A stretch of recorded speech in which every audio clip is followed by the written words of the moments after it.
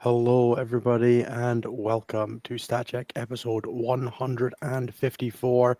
It is the 23rd of September 2025, and this episode is titled Do We Have a New Prophet of Khorne? Which, Nathan, it's a terrible title, and you should be embarrassed for it because Anthony wrote the list. It's very important that everyone knows that to me, and I don't want any It's a even great remotely. title. Now, I will say, Anthony, how many super mages have you won with Khorne, with World Eaters? We're Cool, tied. sick. Tied, baby. Let's Yep, go. It's a draw. Just You the can one. split. You can split the prophecy. Then that's what you guys can do. Split No, the I'm good. church. I think the problem is I didn't play with Favorite of Khorne because I knew I wasn't the Favorite of Khorne, but I did play with Battle Lust That's right, because which you did we have. we knew what we were going. We knew what we were about. Yes. I hope everybody's doing well today. We're going to be chatting about a bunch of things. We've got LGT data. We've got a couple of weeks of balance data, or a couple of events of balance data slate data. I was at a super major. I'm at LGT next weekend as well. So we've got a whole bunch to go through with you guys today. We hope you are ready and waiting and chomping at the bit to get across to your opponent's deployment zone like I was. But before we get into that, Nathan, Anthony, how are you guys getting on? Nathan, start us off. How you been, my friend? I'm jet lagged. I don't know what time it is anymore. Yay. But that's just because you're not working right now, right? Like that's just how that's how life goes when you're definitely not. part of it. That's why Yeah, he doesn't know what day it is. What that's why I time it don't know is what jet day it lag. is.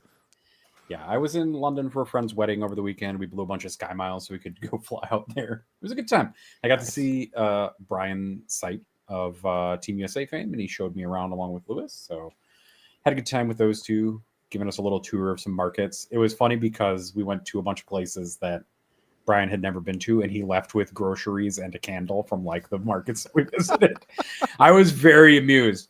And then we did a full circuit of the United States and visited the Mayflower pub, which is where the Pilgrims set off from, apparently, or something like that.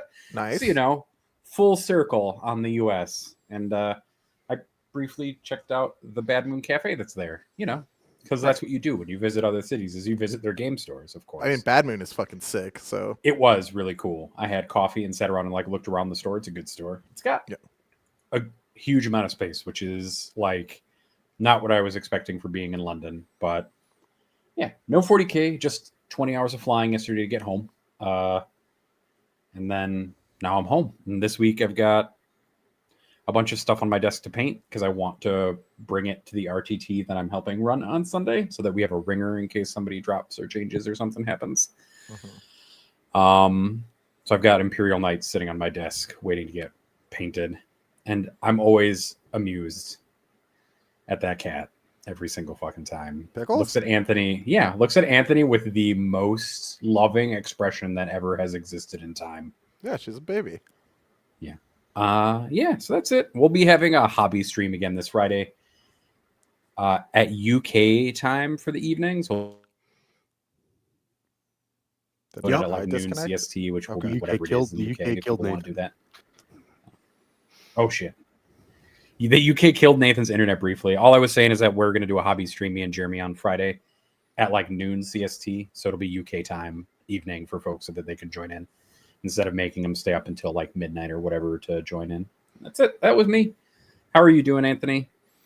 I'm good. I was getting distracted talking to Walter before the show, which is why I was late. I was eating dinner and talking to Walter, and then I looked down and it was 6:05, and I was like, "Oh fuck!" and so I ran to the other room. So yeah, that was that. What have I done in the last bit of time? I watched the first two Pirates of the Caribbean movies. That was pretty cool. Nice. I played via other people Warhammer, so that was a thing. I went down to the local and I was like, I'm gonna play some fucking games today because I haven't played in forever. And instead just spent the whole day showing other people what to do. But that was okay because that was a productive thing, and I got to play via the what are they, the Reapers in Mass Effect 2 when I was assuming direct control. So there was a lot of that going on. As it turns out, World Leaders with 50 Berserkers works totally fine on GW layouts 1 and 6, and my path through the GW tables will continue until I determine if they work on all of those or not all of those. 4 is mostly the same as 6. I don't know. I guess we'll see. So that's been that. I reconfirmed, I got to on the table confirm that I'm still not certain that the Exalted Squads are better than Angron. They are sometimes better. They do more damage. But boy, oh boy, is the Overwatch stratagem scary as fuck. So yeah, that's been an interesting bit. World Eaters are in a pretty cool place. I think I have a lot of thoughts about the meta that I will enunciate later, not during this portion. have plenty of time Yeah. to discuss the meta at length. Yeah, I will things, say things are going pretty good. I pulled it off. I rezzed 8-bound with the Slaughterbound Anthony multiple times. It happened more than once. It happened twice in the same game in one of them. Yo, that's crazy. No, it was we'll talk a bit about it as we go. To answer one question from chat, Innis is allergic to cats. It's very much a problem. I can't have cats. I can handle long-haired dogs, not cats. But we don't have a dog at the moment. As for myself, what did we do this last week? I've been very busy.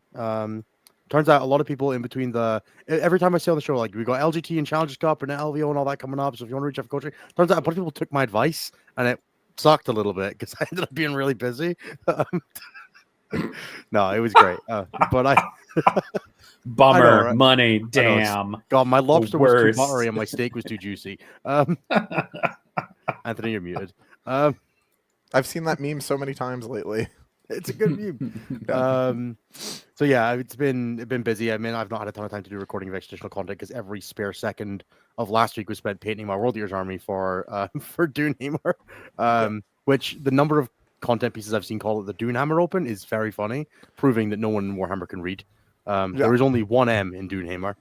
It's actually not a Warhammer reference. It's what people in that region are called. That just happens to sound a bit like a Warhammer thing. So too bad. Very funny, yeah. My favorite one is someone hearing Goonhammer Open and just assuming that I was at a Goonhammer event in Scotland. That was quite fun as well. Look, it's close enough. It's a reasonable assumption. It was funnier when the Goonhammer guys were like, "It's not at one of our tournaments. Why are we playing diff scoring?" Which was much funnier coming from the actual Goonhammer authors. Yes. And then obviously I was at the Dunehammer Open playing Anthony's World Eaters list, or one of Anthony's World Eaters lists. Anthony puppet mastered me into trialing 8-bound for him is basically the gist. Anthony was like, "Hey, you should play Angron," and then Angron Gnurfy was like, "You should get rid of Angron and try these things for me." So we did that, and Angron's now hiding on my shelf down there on the middle shelf. Look, he might even be better. I'll certainly never find out. You won't. That's true. I have too much ADHD to play the same army for multiple events in a row, apparently. I have a whole bit prepared for your World Eater experience and you leaving World Eaters immediately. Worry not. I wrote it down. I can't wait. But to very quickly recap, because it is on the list. I will do an initial report on the Dunehammer Open and the ETC Open and the LGT. Probably not the Invitational. They'll all be coming the second I have time. So I played World Eaters. I played Anthony's Directive, Berserker Warband, because there is only Berserker Warband. The other detachments are gaslighting yourself. It's the kind of stuff Nassim would play, right? Those are the detachments. I mean, it's just, if you are better than your opponents, they'll be A-okay. So we played Khorne and 10 guys in a Rhino. We played 2 Lords on Juggernaut with 20 men. One of them had Battle Lust because there were 10 points in the list and not 15. Battle Lust came up more than I thought it would. It was actually pretty good. It was nice to have. Nice to have reroll charges. We played 3 squads of Spawn. We played 2 squads of Exalted 8-bound, one of which had a Slaughterbound with a Berserker Glaive, who I hate with a passion. That man does not hit. Just somehow 5-1s almost every time. That guy just allergic to hit rolls. Didn't make any difference to whether he would kill things or not. But right, yeah. As it turns out, the other 7 dice or the other in most combats he killed what he wanted. The final was in a bizarre abomination that I'll touch on because it took me 3 rounds of combat to kill a Plague Burst Crawler with the full squad of 4. I've never in my life been more upset. It's just that they're just like, die, please die. Even bouncing initially, I'd be pretty mad. But if they didn't get it on the backswing, I'd be pissed. Yeah, I charged it twice and then finally killed it on the third turn, on the third combat, on the ongoing the second time. It was great. That was with popping the flat 4 on the the +4 on the slaughter by the first go round. And then what else did I have? One squad of jackals. To quote Anthony, if you need more than one squad of jackals to screen your backfield, you ain't gonna hold it anyway, buddy. You might as well just go forward. Take theirs. And yeah, I actually, the 2 games I left models alive, they were both on my home objective. Because I wasn't going back for them. No. Yeah, my game 5 ended with a Snickrot on my home objective and a Rhino that had used -1 damage against Snickrot twice. I wasn't letting him kill me. I was keeping the objective. And you might win that fight eventually too. I would have if I chickened out because I wasn't willing to, like, I just fell back to make sure I held it instead of trying to get the mark for death by killing him in combat. Got it. I was like, I don't want the 20-0 that badly. I see. And then yeah, my opponent in the final had a Blight Holder on my home objective that like waddled onto it on turn 5 and unstickied it, but I was holding his home at that point, so it was fine. Yeah. So yeah, the list was super fun. In order, I played against Tau, Montka, Emperor's Children Coterie, Thousand Sons Grand Coven, Tau Montka, Orcs Warhorde, Custodes Lions, and Death Guard Virulent Victorum from rounds 1 to 7. 5 of those games were 20-0s. Round 5 was a 19-1, and the final was an 18-2. World Eaters are very aggressive. If you scroll back through our DMs, you can actually get a clear picture of each matchup that you played, because each one is screenshot of opposing list, my score prediction and diff, Innis sending me that he got a 20. Like there's like 6 exact instances of that in the chat, like 5 times in a row. Hey Anthony, is this sketchy? And Anthony's like, nah, you should win it like 4. And I'm like, 20-0. Yeah, that's World Eaters. 1 error, 6 diff. To like really briefly sum it up, I left 3 models alive in 7 games. Snickrot on my home objective, and then in the final, I didn't try to kill the last 2 models because the game was over and I wanted to go home, so I didn't try. I think I maybe tried to kill the 3-wound Big Bush Hauler to make sure I had the objective. I left a drone and a Blight Hauler alive. The other 5 games I tabled my opponents. The only 2 opponents that scored points after their turn 3 primary were my round 5 and 7. They were the only people that put a point on the scoreboard after they scored primary on 3. Cool. Multiple of my games were wins by 75 points or more. Yep. Because the list is absurd. I've very rarely played something that felt like my opponent walked into my turn and then I had to stop them about 4 times and be like, hey, if you do that, the game's over. Yep. And then they didn't do it and it didn't matter and the game was still over. It was kind of horrifying, if I'm being honest. Just the experience of watching my opponent go, so how do I deal with these spawn? And I'm like, carefully. You probably don't. And if you do, it's not going to go well because you've either shot them and the objective's sticky now and you're going to put something else out, or you put something on the objective that I'm going to slingshot off of with my 20 man with infinite movement, or you charge and I heroic. Those are kind of the 3 choices. Like, you can pick a secret 4th option of flail and die. I'm fine with that too. You can choose not to. You can leave them there. That was sometimes their choice. Yep. I mean, dude, just shoot him to death. Let me sticky it. I'm going to get more primary than you. Yeah, people Sucks, did that. But... And then the Berserkers just staged up another turn, and then, like, one of them just fished for an advance charge and just went anyway. Yep. Or I'd go first. In, like, the games I went first, they just go forward and each kill a 100-point unit, and then only 2 of them would die because one of them had pile and consolidated 6 into a weird spot. One of my great rules of World Eaters is any plan that relies on spawn to kill is a bad plan. So you and I have different spawn lived experiences, but that's fine. my spawn experiences were more like, I'm going to throw these directly at you, and I'm just going to try to like activation lock you in weird places. Yeah. To give myself space. And if they happened to kill the thing, that was great. If they killed 8 of 10 Poxwalkers, that was wonderful. If they killed, the 4 Witch Seekers, I was like, they'll get those, right? I'm comfortable. And they did. They sure did. They eventually... The gate for spawn is always hitting. Yeah. At least for me. I'm always like, 2d6 plus 10. Fucking 20. Let's go. 5 hits. Fuck. I had a couple of bizarre turns of like, roll the dice, 4. Roll the dice, 4. Roll the dice, 12. Okay, cool. and Yep. that one would do the least damage. Which Yep. seemed to be Yes, the usual correct. recurring theme. Yeah, slamming a 2d6 plus 10 attacks on your 90-point scoring unit is always pretty nice. Yep. I think in my game one against Tau, I went first, and an objective didn't get terraformed until turn 4 Nice. because I was just like, "Nah, we going in. We're just gonna go." I got the charge on all 3 squads of stealth suits, and I was just like, "No guiding. we're not taking those." Yeah. No terraform is crazy as world leaders. That's a baller move, dude. I guess against Tau, if you just like drill them to death in their DZ, It was doesn't matter. crucible, and they were like just far enough away that I couldn't get onto them comfortably. Yeah. Without just being in front of the Tau army, Which is not a thing. and I was like, I'm just not going to do that. I'm just going to wait one turn. Yeah. So no, it was super fun. I had a really good time playing the World Eaters. It was very much a nice palate cleanser from playing GSC. Yes. I was still, yeah. I think what was the exact conversation we had, Anthony? I'm looking for a way that I can keep playing 20 mans, and you went, "Well, have you heard about World Eaters?" Boy, have I got something for you. So no, I really enjoyed it. I didn't enjoy it enough to take it to LGT. I was a little sketched out by how open the boards are for UKTC.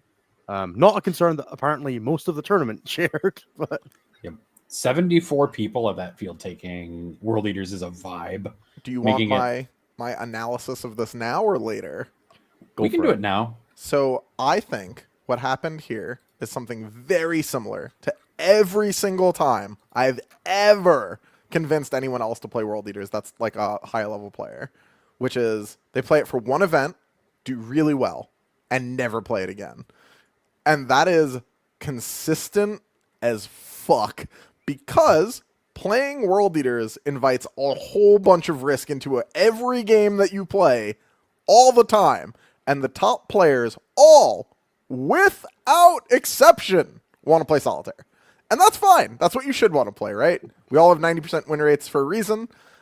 That shit exists because people play Solitaire and don't let their opponent have a way. I don't think I took a charge with a Berserker squad that was above a 5 all week.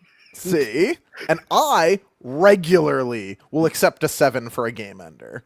And Innis will not.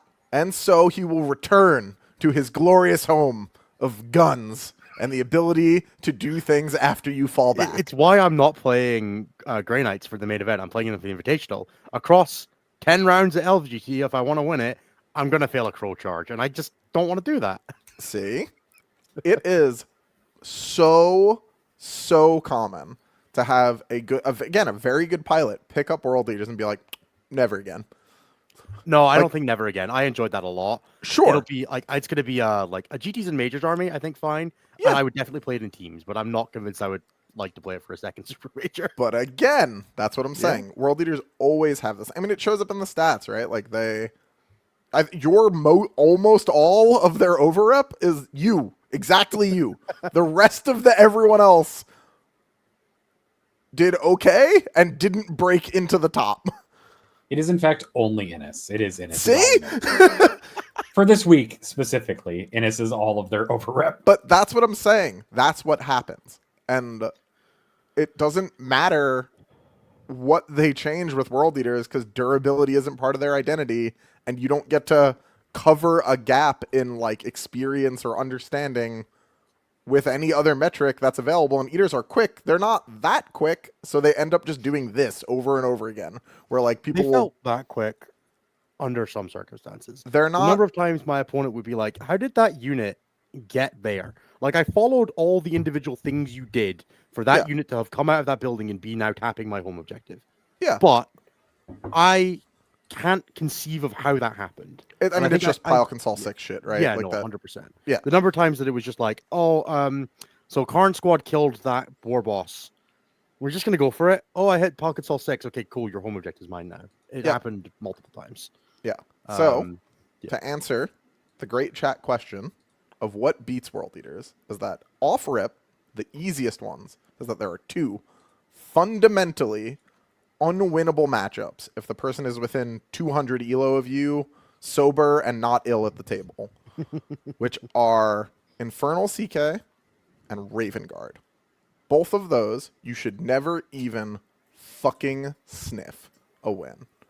Now, this is for very specifically the build that I think is the best build, and the one that I had Innis play. If you play the MSU setup builds with the Waste of Points Prince and the Forge Fiends and a bunch of 8-bound and stuff, you do also introduce getting dog walked by Eldar, which is super fun because they're really good right now. And I, personally, would like that not to happen to me, so I don't go down that route. I'm a lot more worried about an Eldar player that's within 200 elo of me than a Chaos Knight player, just speaking personally. And I'd like to have the advantage in that game. Yeah, again, if they're within 200 elo, you are not beating them as eaters. You're going to get shot to death before you can move. Yay, Chaos Knights. Yeah. So, yes, Disflux, the Wasted Points Prince. The Helm Prince is the worst model in World Eaters. It is bait and it sucks. God, I love Anthony. It's bad. It really sucks. It's really not good. It baits people into taking it. He fucking sucks. Fucking quote me. He's bad. I had that guy. I played a couple games with Grey Knights, and like he was losing fights to rhinos. Dude, he's the worst. Dude, grenade, tank shock, starts the fight phase on 3 wounds. What are we doing? This guy's the melee durability asset? Get out of here. He's -1 prince against Nids then. That's what I got from that. Yeah, he's probably sick against nits. The -1 damage prince is really, really, really, really good when the -1 damage prince has wings and he's in Emperor's Children. And has access to a 4 field bit against mortal wounds. Correct. So what you're saying is he's all right in Cult of Blood. Probably. You can give him a 5-up feel no pain. I don't know. Where's Josie? Someone call the Queen of Jackals and ask her. He probably slaps there. I think she's playing Possessed Slaughterback. Not even there then. Never mind. Fuck.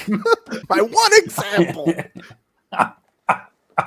One example. Stolen. Yeah. Fair enough. No, but for real, like, he's just not that good. Like, he's not the worst unit is obviously crazy, and I'm playing up into a bit. But, like, he's really not good, and he's making your list worse by being there. Yeah. I was really impressed. I think we spoke a bit about this. It's just like having the regular 3-man exalted 8-band with that character to just like punch up at a rhino without committing a brick was really nice to just have that on the board. In a couple of the melee matchups, like the really intensive ones, like the Orcs Warhorde world, I started the Slaughterbound squad on the board as well. And just like pushed it an objective, which is like, this is my area. You're not faster than me unless you are, and you're not wying for those dudes alone. And it was nice to just have that like, kind of space control. I really find them very valuable. The regular 3-man I like a lot as a like tier of response thing. Yep. Like, to be very clear, you are never, ever in your life playing World Eaters as a trading army. Always bad at that. Not good. Don't do that. But sometimes you get one really good turn of it though. You get the one spawn turn. Yeah, sure. Pretty Even good. then, you're not really trading. You're mostly using them to hold stuff still so you can stage. The fact they kill anything is upside.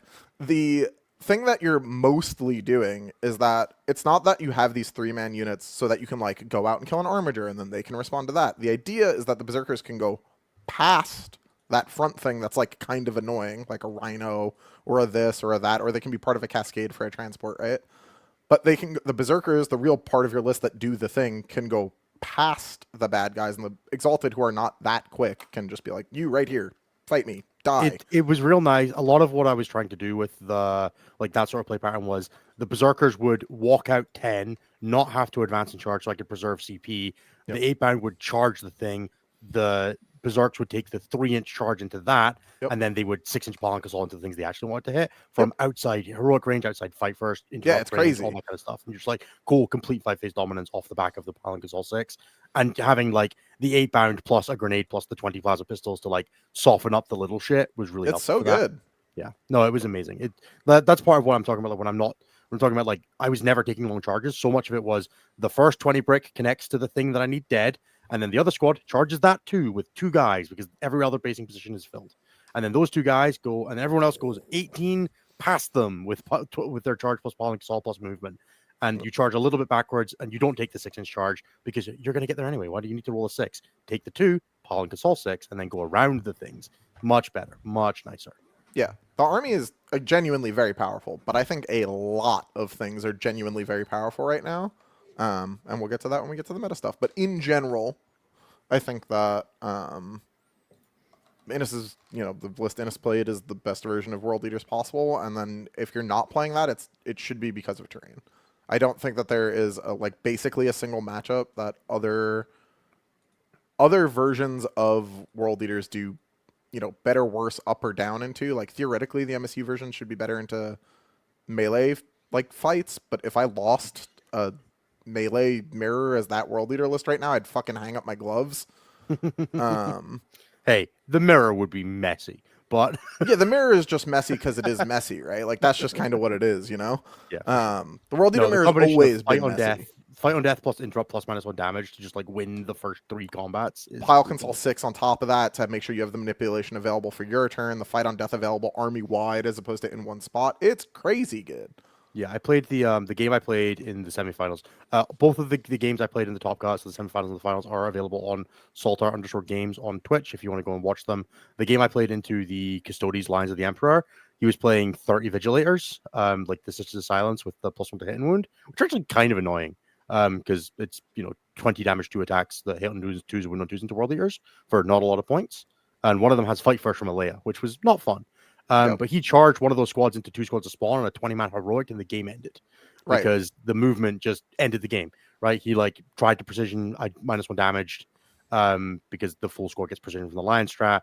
-1 damage. The Juggerlord didn't die. Picked up the squad and then activated from the middle objective at the start of my turn 2. Yeah, it's terrible. Yeah, it was horrifying. More than almost anything I've noticed with based on the in-person play day that I've had and, having my tendrils of coaching clients and now Innis out in the world playing for me while I wait for my post-WTC thaw to end.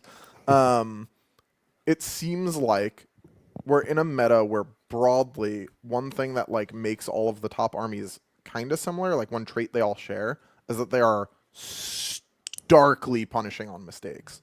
When you get down against these armies, if they're played correctly, they push you very far into the hole and you don't get to come back. Yeah. Who's the best at engineering that is kind of up for debate. But in general, if you fuck up against the 2 biggest, I think, big air quotes, offenders of this right now, is World Eaters, Warhorde Orcs, and then something like Raven Guard.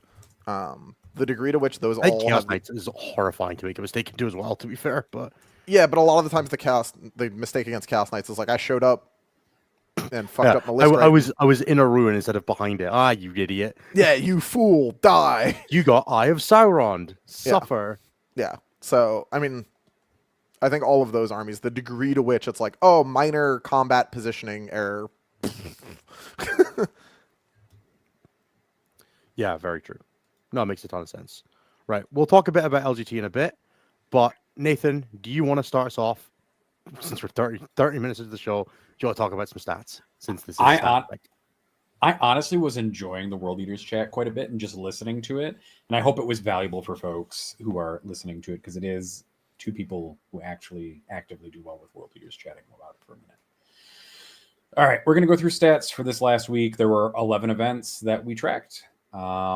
The top performing army by most metrics was Eldar. They had 28 players, 5.4% of the meta. They had a 65.4% win rate, which is a lot.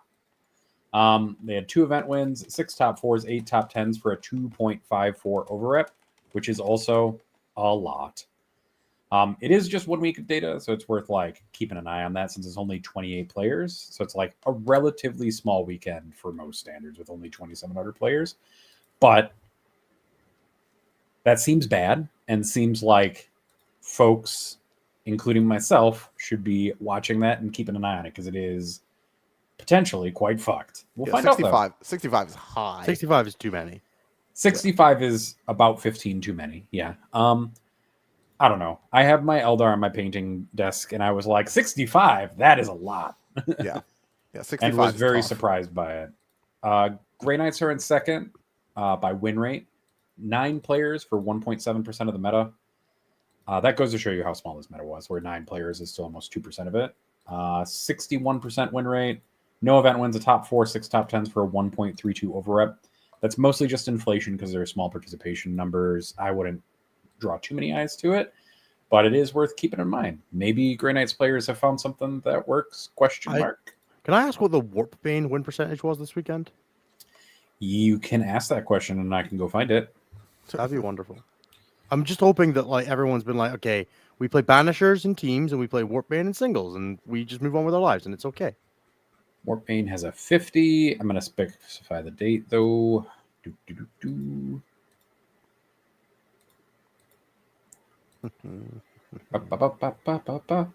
I'm playing my Warpbane list from ETC again for the LGT Invitational. I'm very excited.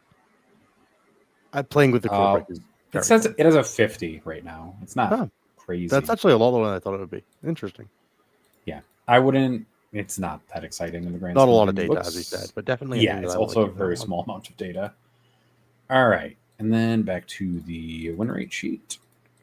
By the way, this sheet has so many tabs. I love it. Black Templars are in 4th. I'm a man who loves tabs. I won't lie. Black Templars have 6, or actually, World Leaders are in 3rd. I skipped World Leaders completely because we had just talked about them for the same number of minutes almost that they had players, which is 32. They were 6.1% of the meta, which makes them the most popular faction. Yes, the most popular faction from the weekend. They had a 56.7% win rate. They had 1 event win, which was Innis, 1 top 4, which was Innis, 6 top 10s, 1 of which was Innis, and a 0.37 over-up, which is all Innis.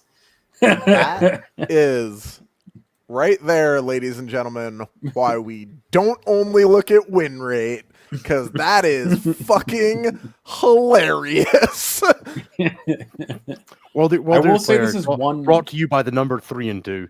Yeah. Yes. For real. Innis, how many games did you play at the major over the weekend? 7. You were almost 10% of the games played, is kind of how to look at it. Like, there weren't a lot of games this weekend, so people don't go crazy or anything. But yeah, that's my fucking go crazy. That's my fucking folks, dude. That's the World Eater player population that I know and love, baby. Almost no overrep, decent win rate, insane buffs on paper that are completely ignoring what the reality of them in the game is. Mwah! During questions or during LGT where you two are hamming about it, I'll do the calculation quickly for without NS and shove it out. I own exactly 6 8-bound. They were all in my list. That's all that matters. Yep. I would not play more. Do you know what World Eaters models I owned that weren't in that army, Anthony? Angron. Nice. All right. Black Templars are in 4th, 16 players, 3.1% of the meta, a 56.6% win rate, a single top 4, 5 top 10s for a 0.74. And then in 5th place is Imperial Knights, 27 players, 5.2% of the meta, a 55.9 win rate, 0 event wins, 2 top 4s, 5 top 10s for a 0.88 over rep. And then Death Guard falling out of the top 5 by 0.3%, with 31 players, 6% of the meta, just barely behind World Leaders, as in by 1 player. They had 1 player less, with a 55.6, 0 event wins, 0 top 4s, 3 top 10s, and a 0 for overrip because of it. I do want to take a moment to talk about Emperor's Children. I don't know if I should wait for Anthony. I'll just wait for Anthony to get back, and I'll talk about the bottom 5 instead real quick, so we can feel some pity for some folks. Imperial agents would be the worst faction, but they only had 1 player, so I don't care at the moment about them. Orcs had 12 players, were 2.3% of the meta, and a 32.3% win rate with no placings of any kind for a 0 over rep. Poor Orcs. Honestly, I don't know what Orcs need at this point. I think they are just in the bin. They need Brian to show people the way with his LGT list. That's fair. When is the date for LGT lists to be made public? They're all public. They went public yesterday. Okay. So go to LGD's website and pull out Brian's list and play that, folks.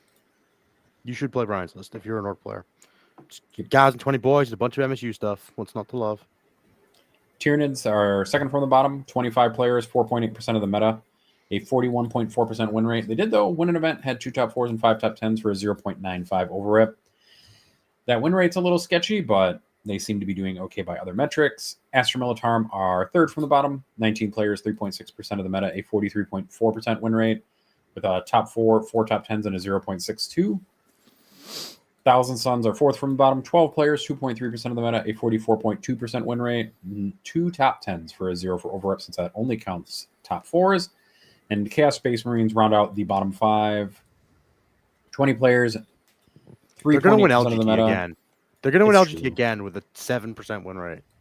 They are just inside the balance window with a 45.3 and a single top 4 and 2 top 10s for a 0.59 over rep. In case people didn't hear me say I was going to go back to Emperor's Children when Anthony came back, we're going to go back to Emperor's Children now, who had 13 players, 2.5% of the meta, a 55.2% win rate, which is pretty good, right at the top of the window. No event wins, but they did have 3 top 4s, 5 top 10s, and a 2.73 over rep. I fucking told you! Not the highest. Adeptus Mechanicus has that, but the second highest over rep of the weekend, basically. Which is saying something. I'm just putting that out there. Yeah. That's a pretty big over rep. Dude, EC is fucking good right now. I'll make a point after this. I got to play against 9 Flawless Blades. I think they killed us with a spawn and died, but I got to play against them. Yeah, that unit sucks. All right, we are going to talk about the rest of the event winners, and then Anthony can make his point. Yep, finish the stats stuff. It's it's analysis of the wider stats. No worries. Our event winners from the weekend are Chaos Demons, who had a 51.3. There were only 14 of them, and they have a 2.54 over rep because they also had 3 top 4s and 6 top 10s. Blood Angels had an event win, 2 top 4s and 4 top 10s for a 0.99. Adeptus Mechanicus had 17 players, which is a lot. That's change your mic settings. No, I had to turn it off and on again because I sneezed. Okay. I promise. Changed a bunch. For some reason. That's fucked up. I don't know what to say about that. That sounds better. So it does, just different. Weird. I don't know. Adeptus Mechanicus had the most players they've ever had in their entire existence. Woo. And had a 50% win rate, 1 event win, 4 top 4s, 5 top 10s, and a 2.79 over rep. Good for them. Hell yeah, Admech. Space Marines had 2 event wins, 4 top 4s, 5 top 10s for a 1.69 over rep. And then Sisters of Battle won an event, which is their top 4, and had 5 top 10s for a 1.08. And then the last event winner is Chaos Knights, who had a single event win, 3 top 4s, 6 top 10s for a 1.48 over rep, with a respectable win rate at 45.4. So they are not dead. And that's it for stats. That's all the stats. I'm not talking about any more stats. We did it, guys. All right, Anthony, you have the floor. Tell us about what you think about the metagame. So say it to my boy Ethan and say it in his face. So I said earlier, I'm going to just read verbatim what I said via the chat that we all share together, which is, real talk, I think the game is tuned super close together right now. So week over week, we're probably likely to get some fairly big stat spikes, depending on which of the top players are playing what into who at which events. And I think you could make a legitimate argument right now that Elves, Templars, Raven Guard, Ultramarines, World Eaters, EC, Orcs, Death Guard, CK, Leagues of Votann, Guard, Space Wolves, and Necrons are all OP. And I think that instead at that point that you have to stay that many armies, maybe it's okay for things to just be strong together.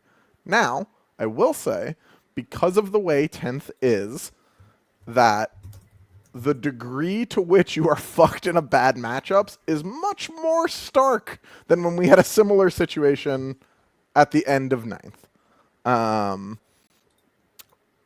I think that when you land a bad matchup now, depending on what army you play, it is very easy to be like, that thing that just scolded me is OP. Brr. And it's like, well, maybe, but also you have 2 or 3 bad matchups and you destroy the rest of the things you play.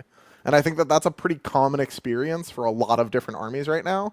So the broader commentary on X is so OP kind of doesn't work good. Because in 10th, for the most part, we've had a lot of things be OP. And normally when you get smashed to the degree that those things smashed you, that your bad matchups can smash you now in the current meta, which is a bit polarizing, even if on a broad tuning stroke things are close together, it can feel like the thing that just blew you apart is pretty OP. And in that matchup, it probably is. But also they have, Eaters are the easy example, right? Eaters get destroyed by Chaos Knights. Chaos Knights have not a prayer in the world against Eldar. I don't really know what the answer to Raven Guard is yet, but someone will find one, probably. It seems like that army has basically no mistake fragility, which is cool. But I found it quite vulnerable. It does not like getting ran at by Montcar Tau. Was real sketchy. That It's got a lot of hit modifiers, and it moves 23 inches on turn 1. There's not a lot of space to ingress into. That seems scary. Yeah, it was not fun. It's not fun going second against Montcar, by the way, just in case anyone's not seen it recently. Sure, add Tau to the maybe they're also OP question mark box of the everyone else. Basically, everything's so fucking fast right now, right? Lots of stuff is very fast, and I think in general, the ability to like make a mistake and then get back in a game is gone. Like where this is our, challenger cards are gone. Yeah. If you fucked that up, you couldn't be trusted with them, boys. You're not getting them anymore. Correct. So now if you oopsie whoopsie fuck up, the current meta is pretty punishing to that. Again, assuming the person across from you sees the mistake and can punish it accordingly, right? I think what they've done for the most part is massively add an element or restore, I guess is the right phrase, an element of how the degree to which the pilot matters in ways that had not been true in the last handful of metas. Yeah, we're definitely in an eat shit and die metagame. I think that's the biggest thing, right? Yeah. Sorry, buddy. You go ingress that turn 1 by Raven Guard, and now the game's over because you didn't plan around that properly and you didn't have a good deal with it. Yeah, I mean, again, there's a lot of things that are very punishing, but I think that, like, again, even with something like the Eldar win rate being too high, right? Is a small data set.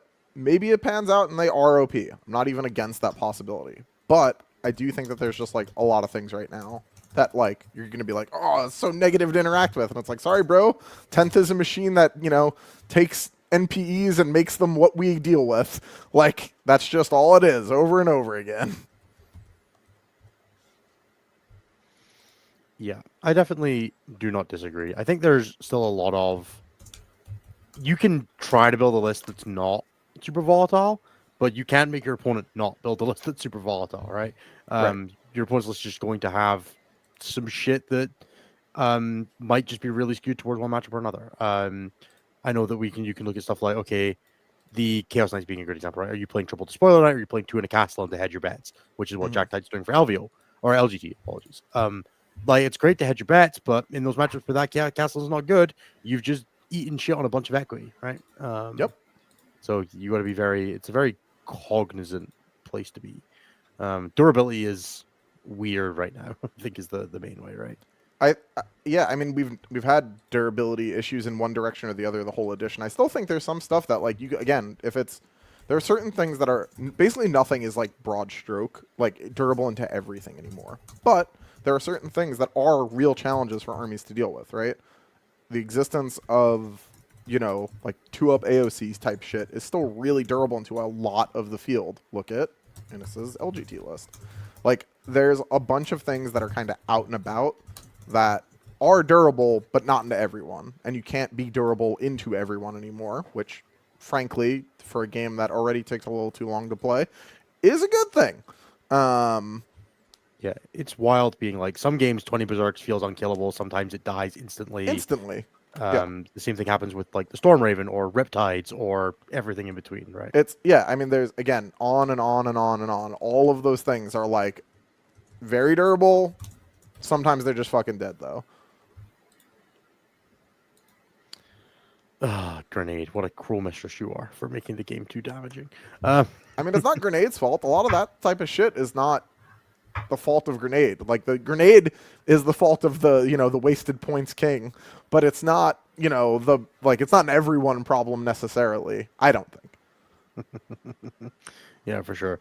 I had a good old existential crisis moment where my turn 1 charged a Riptide, which shouldn't be happening. Like, why is turn 1 charging a thing still? And then handed it 8 saves with Exalted 8 Band and it passed 8 of them, and I'm like, oh, cool. Not good. Didn't like that at all. That's bad. And all those 8-bound are gone. Oh yeah, they died just straight away. Yeah. He didn't even pop dev wounds. He was like, I don't need it. That's gaming. I respect that. And then, like, I'll play another game and it's just like, Failed the first 3 saves. I guess it's just gone. Yep. Cool. Yep. Very little in between nowadays. Yeah, and for all that, right, the lethality being too high, the bad matchups feeling really bad, I still think this is easily the most fun that I have had being even, like, involved adjacent in 10th. Every game I played since Challenger Cards has been a fucking dream. Right. It's enough that I might do the December GT here, the one that I did with Bile last year. I might actually do that again. Nice. Holy shit, Anthony really wants to stop his elo decay. No, my elo decay is 3 times a year. We will only decay 3 times a year, not 4 now. I'm assuming that my elo just is 1500. I think I have to, assumedly, have decayed just all the way to not good. Let's find out. I'm open on the tab. Let's find Anthony in it and see how far he has fallen. Look, Right. Coco, All I know is the next time he plays Jurek, he's taking another 100 off him. So maybe. Look, Coco, the Deceptor's price has been established, and it's always available. If anyone wants to get crazy again, you let me know. But, yeah, not planning to play Deceptors. nobody should, truly. No, it's that. I mean, that's another one that's like, oh, it's a bad army, wink, wink, unless, it isn't, and then it's really fucked up. Yeah, I mean, everyone's gonna say that, like, well, Liam Leosel's playing Veterans of the Long War for LGT, and no one thinks that's a good army. But would you put bets on it not being in the top 8? Dude, I wouldn't put bets against it winning. That army's scary as shit. Yeah. I'll never forget blood surging into a 10-man unit of Warp Talons with 5 first active. It's not fun. I don't like doing that. That's a oopsie. I didn't have. It was that or get shot by the second squad of Noise Marines. No, I get it, but At least this way cost him 2 CP. that's true. and if you had Fight on Death Up, you'd get some of them. I did. I killed a whole 6. It was. That's pretty fun. good. Yeah, no, it crippled the unit. Fair enough. It wasn't that bad. It still just hurt to do. Yeah, that's true. It is sad. Yeah. Fight first. All right, Anthony. Fight first was good in the meta game. Your elo is 1665.6. That's fine. Which puts you in very good company with Quentin and Fred Fortman and some other folks. Who are, like, All in the other top people that 1,000. don't play anymore. Yeah, exactly. I don't know what else to tell you, bud. It is because it does it at like a set rate, essentially, right? So Got it. Yeah, you decay 20% towards 1500, so it slows down as you decay more and more. Got it. You're like right by POW as well, and Does POW play singles? apparently not. Okay. POW's got like 10 events on record. Yeah. I don't know. For some reason, my web page won't load the elo, so it's just loading it from the spreadsheet is what I'm doing right now. Nice. But also for folks who are talking about the dashboard having some weirdness to its numbers, we are uploading a fix for it.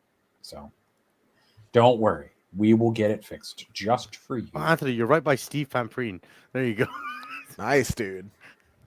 Old Team USA. Eric Horger as well. Christ, yeah, man. It's just It's the people that don't play anymore. The old hat. Exactly. It's the people who don't play anymore who have started to decay. Yeah. Which is just what it is. Also, do we want to talk about LGT now? Is that a thing that we want to talk about? It's up to you, man. We're brought in the direction of let's talk about some stuff. Let's talk about LGT, and then let's do some show questions and call it a 90-minute show today, maybe. Wouldn't that be Maybe. lovely? Sure. Do you want me to pull up the breakdown of factions? from Yeah, the go for Discord it. Shall we and start funsies? with Anthony? Do you want to tell us about the list that you wrote for LGT? The list that I yes. So Oh my. fun secret.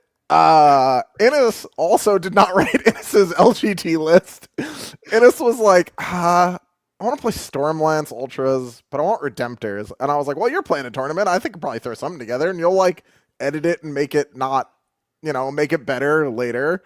It'll be fine. And then I'm watching Fireside today go over the LGT lists, and they're like, yeah, so Innes is running triple Redemptor Stormlance. And I look up from like the work that I'm doing, and I'm like, wait, no, probably not, right? And I'm like, I like open Discord, and I'm like comparing back and forth between like the thing they have up, the little graphic they have up, and like the DM I sent to Innes, and I'm like, oh my god, he just submitted it, just straight up submitted it, didn't edit a goddamn thing, just bloop, that'll do. So you're welcome, UK, for 2 scary scary lists, I guess. Look, I've played a few games on UKTC terrain recently. Holy shit, is it bad? I do not like it one goddamn bit. And it's making it really hard to be like, oh, I want to play fun things. Because every time I look at it, I'm like, but this terrain is awful. And Yeah, there's something ability walks to in do off a fun board things. edge and shoots you to death if you have not something very far forward. Yeah, so I was just like, it'll be fine. We're just gonna go on raw damage is the plan for LGT. I didn't want to think too hard about the event. I was at a tournament. I didn't have a great idea of what I wanted to play. I knew it wasn't going to be World Eaters, having been shot on that board by a Shadow Mark squad. I was like, we're not doing it. I'm not losing 27 Berserkers to the one Storm Raven activation. So I just went with this will be fine. I think it's a list that can raw bully its way through 5 people, and I will not have to work too hard. And then we'll see what happens after that. Because last year I played a list that was like super.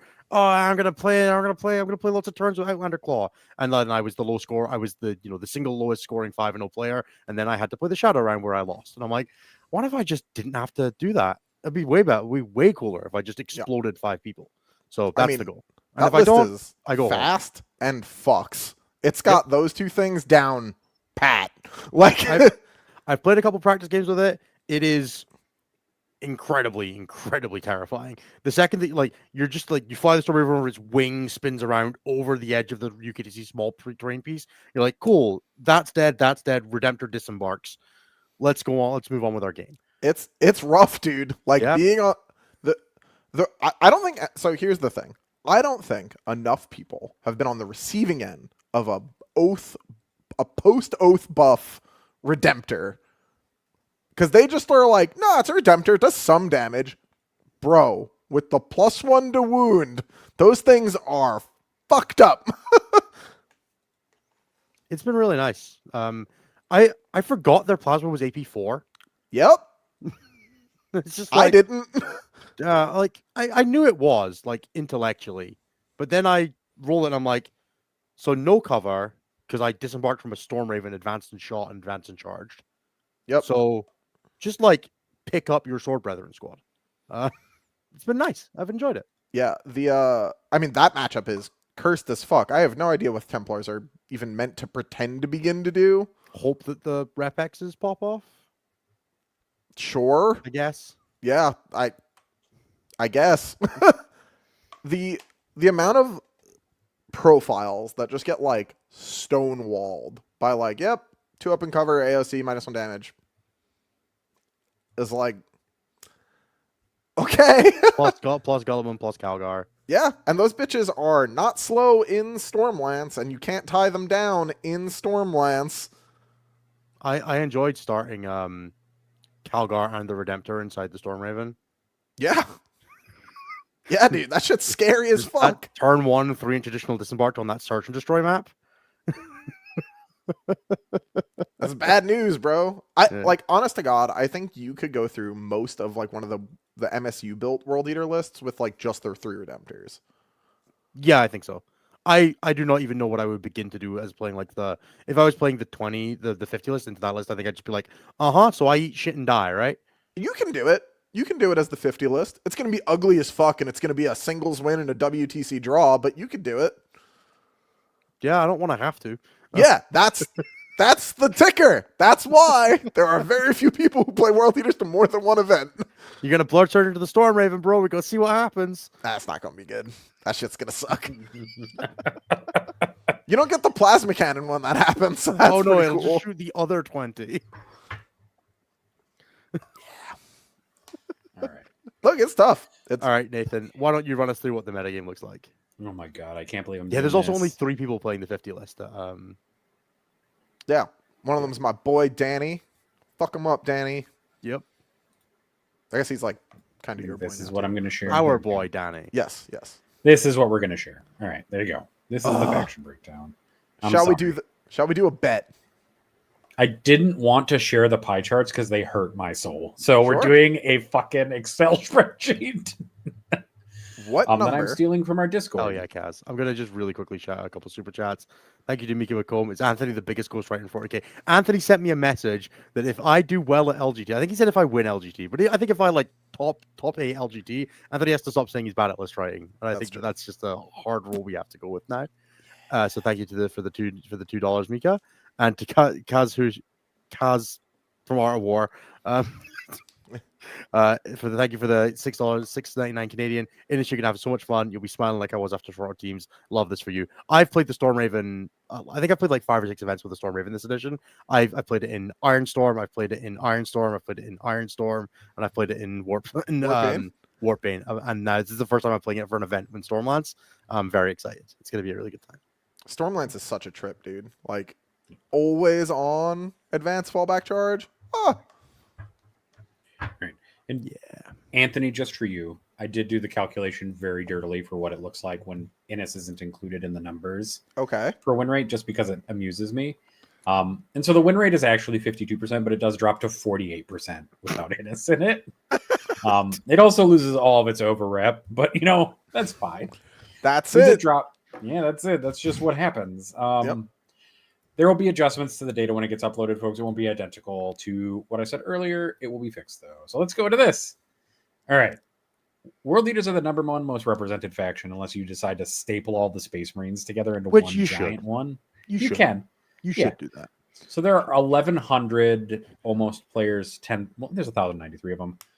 Some number of you are getting a penalty, I assume, because you don't have a faction submitted. Yeah. And by some, I mean 37 of you, which is a lot more than there are Tyranids, Chaos Demons, and a bunch of other people. Shame on you, Gustavo. Penalty. I don't know what it is. World Leaders though have 74. Don't get your battle ready points game 1, but I mean that won't matter for some people. Will matter for other people. All right. World Leaders though have the most 74 players. I mean, what is this good on UKTC terrain? Then is that everybody or is like how much of an answer do you want? All of it, Anthony. Be the expert that we on want you to be. Some of the maps. So, generally, the version of the list that I had Innis take is really good most of the time on UKTC, unless you hit one of the cursed matchups. According to a screenshot that Nas sent us about who's taking how many Berserkers in what configurations, people appear to have broadly not done that. Now, there are considerations for UKTC terrain that make varying degrees of sense. I do think that you could convince yourself to take Forge Fiends in this environment. I wouldn't, but I get how you get there. I think what is likely to happen is that the World Eater win rate at the end of this event starts with a 4 and ends in somewhere in the bottom half of that sentence. Because the most common way that people interact with Warhammer is not playing Warhammer. It is probably list writing, but the next most common way that people interact with 40k is a calculator or unit crunch. And everyone saw what Exalted 8-Bound can do now and fucking lost their minds. If we played Calculator Hammer, fucking no thing would be better than the World Eater 8-Bound conglomerate. Fucking Fury Incarnate. However, that is not, unfortunately, how Warhammer works. And so, a lot of people are going to weep into their TI-80 or whatever as their 8-Bound are fucking scourged from the table by the wild amount of damage 3 available now. In general, I think World Eaters are poised to do pretty well. In like a wider meta sense, but I do think that them being the most popular army on this table format at this event right now is insane. There you go. It's pretty surprising. Like, I can see how people get there, right? It's a cool army. It genuinely is. Yep. Super fun. 6-inch pile consolidation is a drug that you do not come back from. Yep. In a lot of ways, I kept trying to move Calgar and be like, uh. Yep. But there is not a lot of staging outside of that one ruin. And that one ruin's real good. And it's real good. But it's one ruin. Yeah. Yeah. And the next faction up is Space Marines. Just generic Space Marines, just Astartes. You know. It's me. True. It is you. It is you. I assume that it's mostly Raven Guard, and I'll double check real quick to see if somebody broke that down. I think it was Josie said it was like 35 Ultramarines, 15 Raven Guards. Yes, I mean, it is 35 Ultras, 5 Salamanders, 2 Imperial Fists, 16 Raven Guard, 2 Iron Hands, and 2 White Scars. Notably, Raven Guard don't get +1 to wounded LGT, which does slow them down a little bit, just not into World Leaders. Fair enough. Third on there is Eldari, which I think makes sense, right? Like, fast tank is good on UKTC terrain still. I mean, like, being Eldar's able to just zip a good over, bet. take angles. Yeah. Yeah. I think if I was like seriously trying to win the tournament, I would have played Eldar. But What is kind of the top Eldar list that's kind of going to this? Just out of curiosity, because I haven't looked at the list yet. Vic's version is like 15 Dark Reapers plus Morgan plus the Fire Dragon boss and a bunch of scoring stuff plus some Banshees. That seems to be sort of like the general prevailing. And then it's like Lycus, Dark Reapers, Janezar, Fuegan, your choice of damage to go with that. Some people have gone down the like Osman route. Some people have gone Morgan Ra. Like the Osman plus Iron Ranger squad is quite good for fitting in and out of ruins. Some people have stuck with like a decent volume of Hawk. Some people have gone away from it. Like that's kind of the general space. Fair. Oh, I will shout out Olivier's absolutely batshit Space Marine list. He's playing Gladius Raven Guard with 30 Van Vets. That is a lot of Van Vets. They're all Infernal pistols, I think. What? Honest to God, I think that's the right move. I think Storm Shields are actively bad on Van Vets. Agreed. I like taking one to scam people, but I think Nope. that's probably just wrong. Yep. I like doing it. It's not right to, but I like it. The great trick of Van Vets is that it does not matter if the unit lives once it loses a handful of men. Because 4 Van Vets kill fucking nothing. They're just there to make sure the characters got lethal hits. Sure, sick. Thanks, Fair. bro. Fair. Blood Angels are in 4th with 54 players, which That's another surprising one. The UK fucking loves Blood Angels, bro. The army is all over. I want 5 Blood Angels games. That's my dream. Yeah, you would shit all over them. They would be Just really straight bad. down their neck. Yep. Yeah, that's so. I cannot create in my head worse matchups for Blood Angels than that Stormlands list. Hey, it's just as quick as you and also shoots you to fucking death, and if you get to grips with it, it's -1 damage. Enjoy. oh my word. Also, All right. reactive moves. All right, Death Guard is up 53 players. I mean, that makes sense, right? Death Guard are still good. Death Guard's Totally solid fine. as fuck. Totally fine, Yeah. right? They're just a fine army now. I have minor issues with Death Guard, but nothing major anymore. Necrons are up next with 53 players as well. They've always been pretty popular. It makes sense that they continue to be one of the more popular factions at a 53 players gaslighting themselves, thinking the Silent King is bad. I don't think there's anything else to say about them. Tau is a bit surprising to me, though, at 52. Although I was talked to a lot by Tau over the weekend for like a good solid hour while we were at the pub. Lewis told me all about his game plan with Tau. And I was like, maybe Nice. they are good. And maybe I just didn't see it until now in Monka or something. The Riptide data sheet has always been fucked up. Yeah. Will continue to always be fucked up and is now strength 10. It's really good on these boards. Makes sense. It's mean, they really do good have on just every fat board, platforms, honestly, right? but- They have fast platforms with good range that will pick up stuff, right? That just makes sense. The 'Cause- entirety of the thing with UKTC is that you have to be fast. It doesn't matter if it's fast melee or fast gun. Fast gun is good, but reserve gun works too. But fast is what gets you places on UKTC. That's just because there are giant lines, right? Yeah, That there are go giant all lines the and way if you- across the board. Well, you need to get from ruin to ruin meaningfully, or you will get hit by the guy that is also fast but has guns. Fair. Yeah. Next up after that is Chaos Knights with 43. Yep. I'm assuming they're just gonna be there in Infernal and try to eat I World actually Eaters find players Knights alive. tough to play on UKT boards because there's so little deployment ruin to hide in that Knights just kind of always get first touched. Yeah, Even it's- as like the speed of Infernal, but I mean, playing against Infernal is brutal right now. That 3-6 split build is fucking tough. some people are out there gaslighting themselves with Rodigus though. I mean, Rodigus is good too. It's just I'm getting a different kidding. way, and the way the dogs are good is fucked up. Like the dogs solve the problems that the 3 despoilers have in such a way that's like so stark when it happens to you that it's like, oh, I didn't like that at all.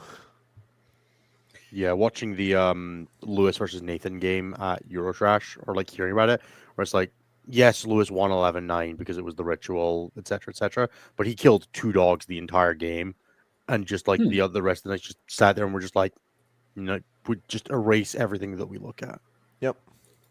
And then tied with Chaos Knights is Imperial Knights, also at 43 players. Woo! It is notably the new Imperial Knights Codex, Yes. so it remains to be seen exactly where this lands. I'm personally less scared of it, but Yep. Can the defenders deal with some of the problems with you kind of just getting annihilated at range by fast gun? yeah, but you add in a whole bunch of what about melee though, guys? We don't have fight on death anymore. There are a lot of World Eaters in this that will just eat an Imperial Knights army completely from top to bottom, right? It doesn't eat. It doesn't beat Eldar either, which is like at that point, what is it doing? You got to play Quest or Forge Pact for the Overwatch strat. That's the real gimmick. God, that's a lot of steps. But it's not an Overwatch, so Eldar can't ignore it. Hilarious. I don't have anything else to say. That's funny. There are 42 Dark Angels players, which strikes me as a lot. Although maybe the UK just loves Dark Angels. I was just really, we were close to being one of them. To be And it's gaslit them all is the problem. The 5 wins in a row that Innis got with Wrath of the Rock are the only event games that army's ever won. That army is fucking terrible. Oof, brutal. All right. Custodies are up next with 40 players, which I don't know. Custodies are always popular. It kind of makes sense. Custodies are exactly the right amount of. It's also worth remembering that is 2.5% of the field, right? We're starting to get into Dregs armies now, right? Yeah. I mean, the numbers are 74 to the bottom is 1, but most of the factions are around 40. I think that Custodies are balanced exactly the way that the current design of Custodies should be balanced. Slightly underwhelming. Yep, they should just be kind of bad, and that's fine.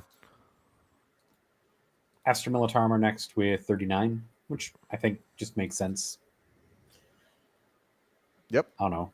I don't think Guard have a particularly good. I'm actually pretty surprised boards. There's not more Guard, but Guard do suffer a little bit from not being the fast in general. They're fast on turn 1, but yeah, on UKTC it's a bit tough for them. They're so good on GW and WTC, but UKTC, like I know one of my teammates, Scott's playing them. I'm pretty sure Gustav was playing them. I'm sure there are some very, very good Guard pilots there, but I think in general, if you are not an exceptional Guard pilot, they're not a super, like, incredible presence in the metagame right now. Yeah. Let's get it. LGT ruled that Shadow Mark do not get the +1 to wound, so that would explain why there aren't as many of them. Chaos Space Marines have 39 players, of which one of them is going to win LGT because that's just how that works. Go get him, Lamppost. Come on, Liam. As long as it's not, as long as you beat Brian somewhere before the finals this time. What is Liam bringing? Is the real question. The same list as last year. Yeah, except exactly the same. His Noise Marines are twice as good. I mean, yeah, fair like enough. he swapped out the Huron and Stuff. Lucius packages for 10 Warp Talons, and then he's got he's got a Noise Marine squad. Honest to God, the rest is basically the same. Yeah. 2 Predators, and This is the first time I feel like something like that has happened where the list is just the same. Yeah, I would never. Congratulations.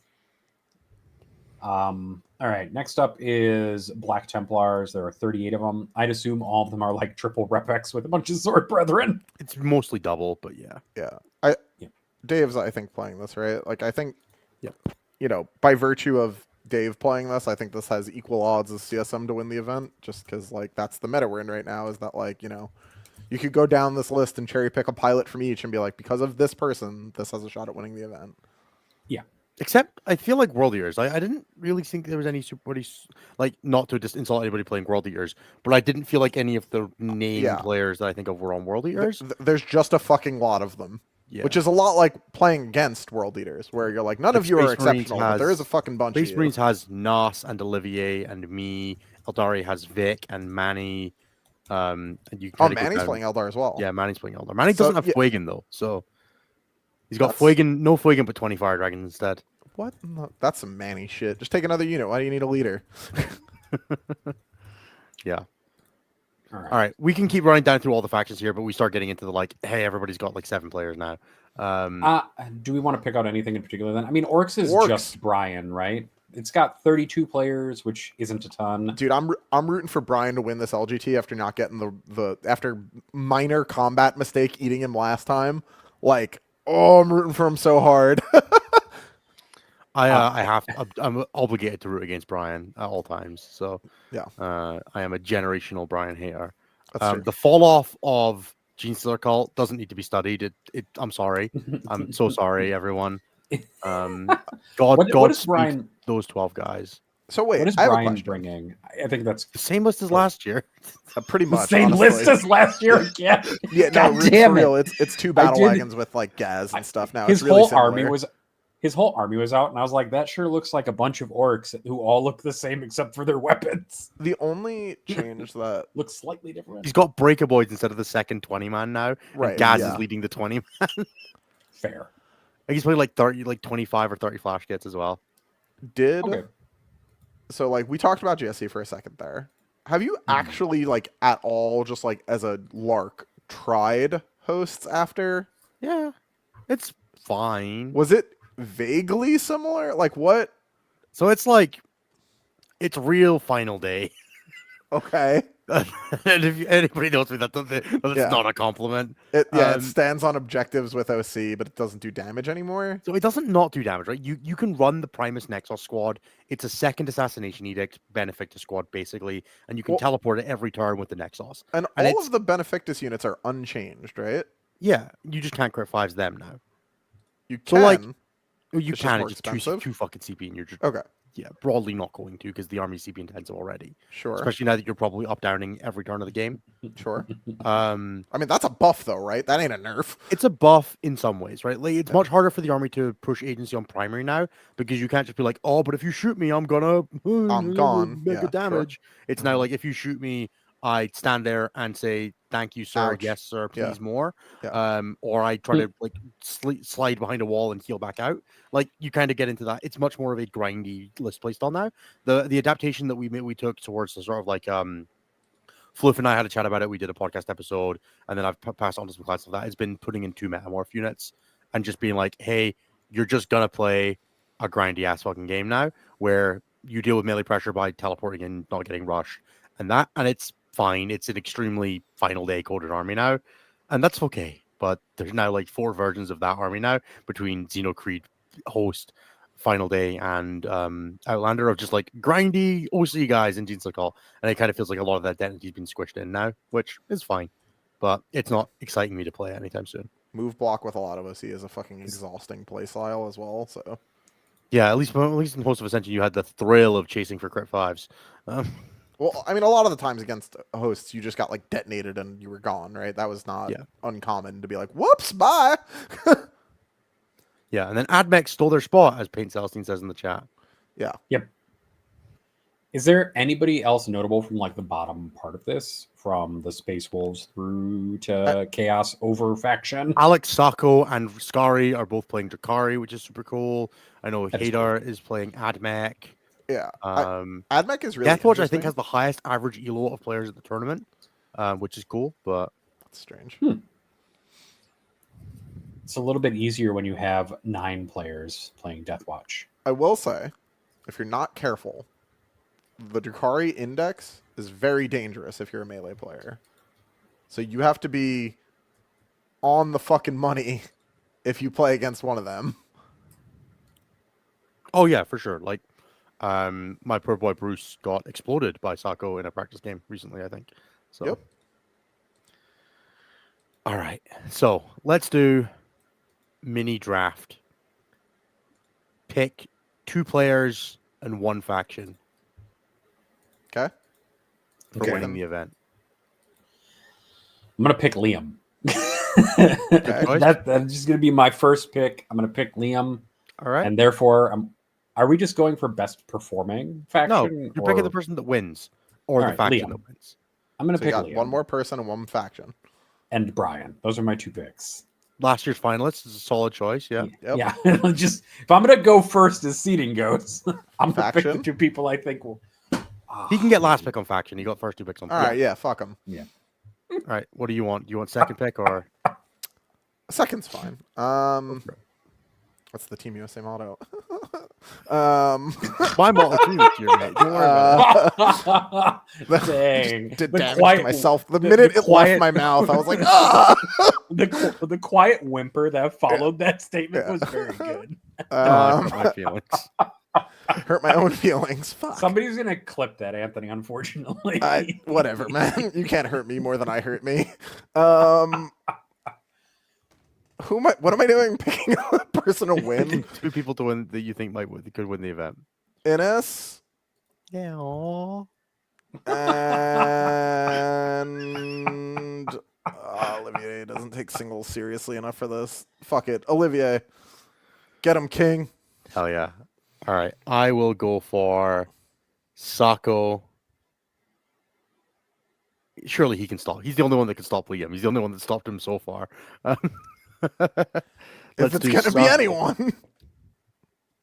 Let's do Sako and I'll go Vic. If I believe Eldar's broken, let's put my money where my mouth is. And then I get first pick on Army, and I'll say Eldar just in case it's not Vic and it's Manny. fair, reasonable, understandable.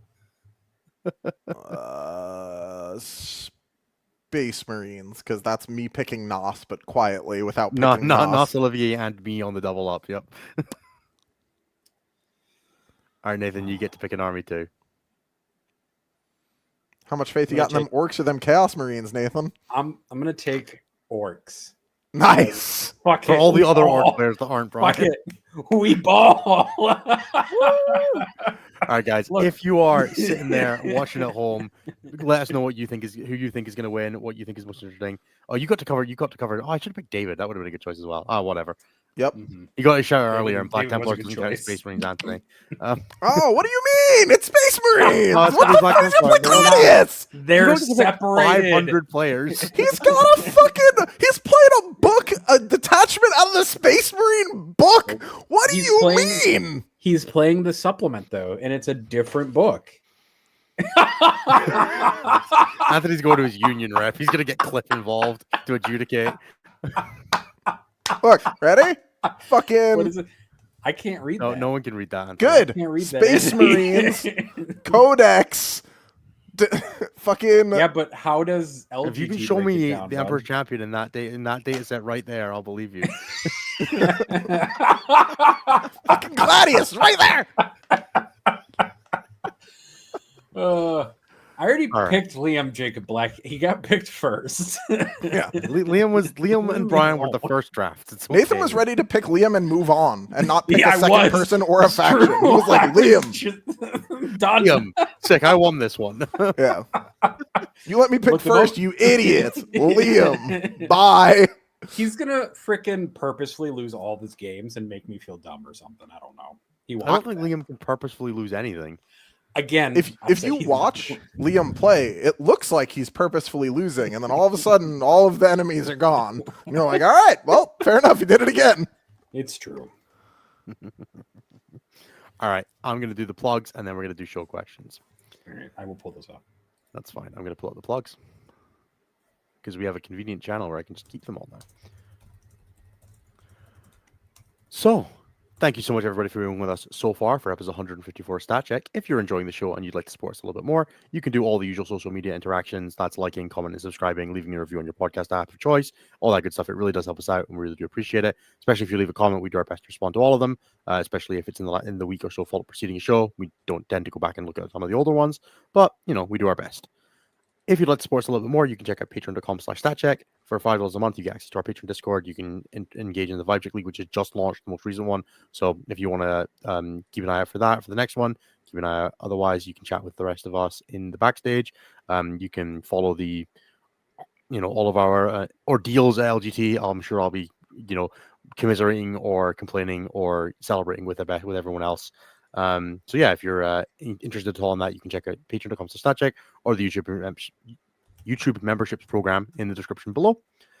If you want to watch any of the other shows on the network, you can check out youtube.com/statcheck. We're live every 6 p.m. Eastern, 11 p.m. UK time on Tuesdays, but you can also find End of the Matrix, X1, Take All Comers, and Champions of 4K back episodes, and upcoming episodes of shows like End of the Matrix and Take All Comers, which are both currently live, which are both currently creating new content, as well as the stat reps that Take All Comers make and the industry reports that I make.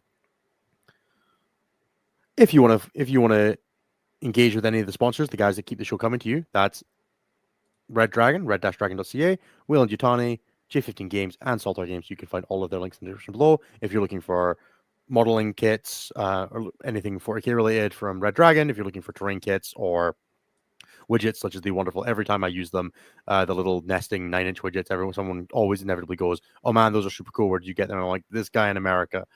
So if you have the opportunity to get them, I highly recommend it. You will be the envy of all your friends. Lastly, if you'd like to work with any of the StatCheck coaches, you can check out stat-check.com/coaching or drop us an email at coaching@stat-check.com. Whether you are prepping for an event, you've got a team event coming up or anything like that, just drop us a line and we'll be more than happy to work with you.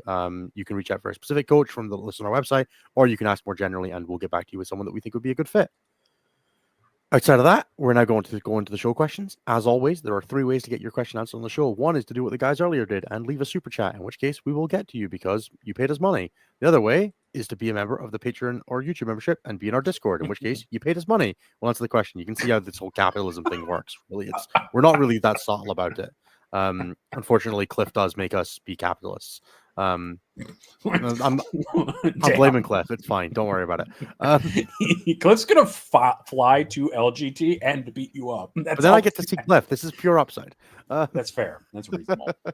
And the third way is, if we have spare time, ask us a great question and do it on the live show, and we will do our best. We have another couple of super chats that I'm going to really quickly do.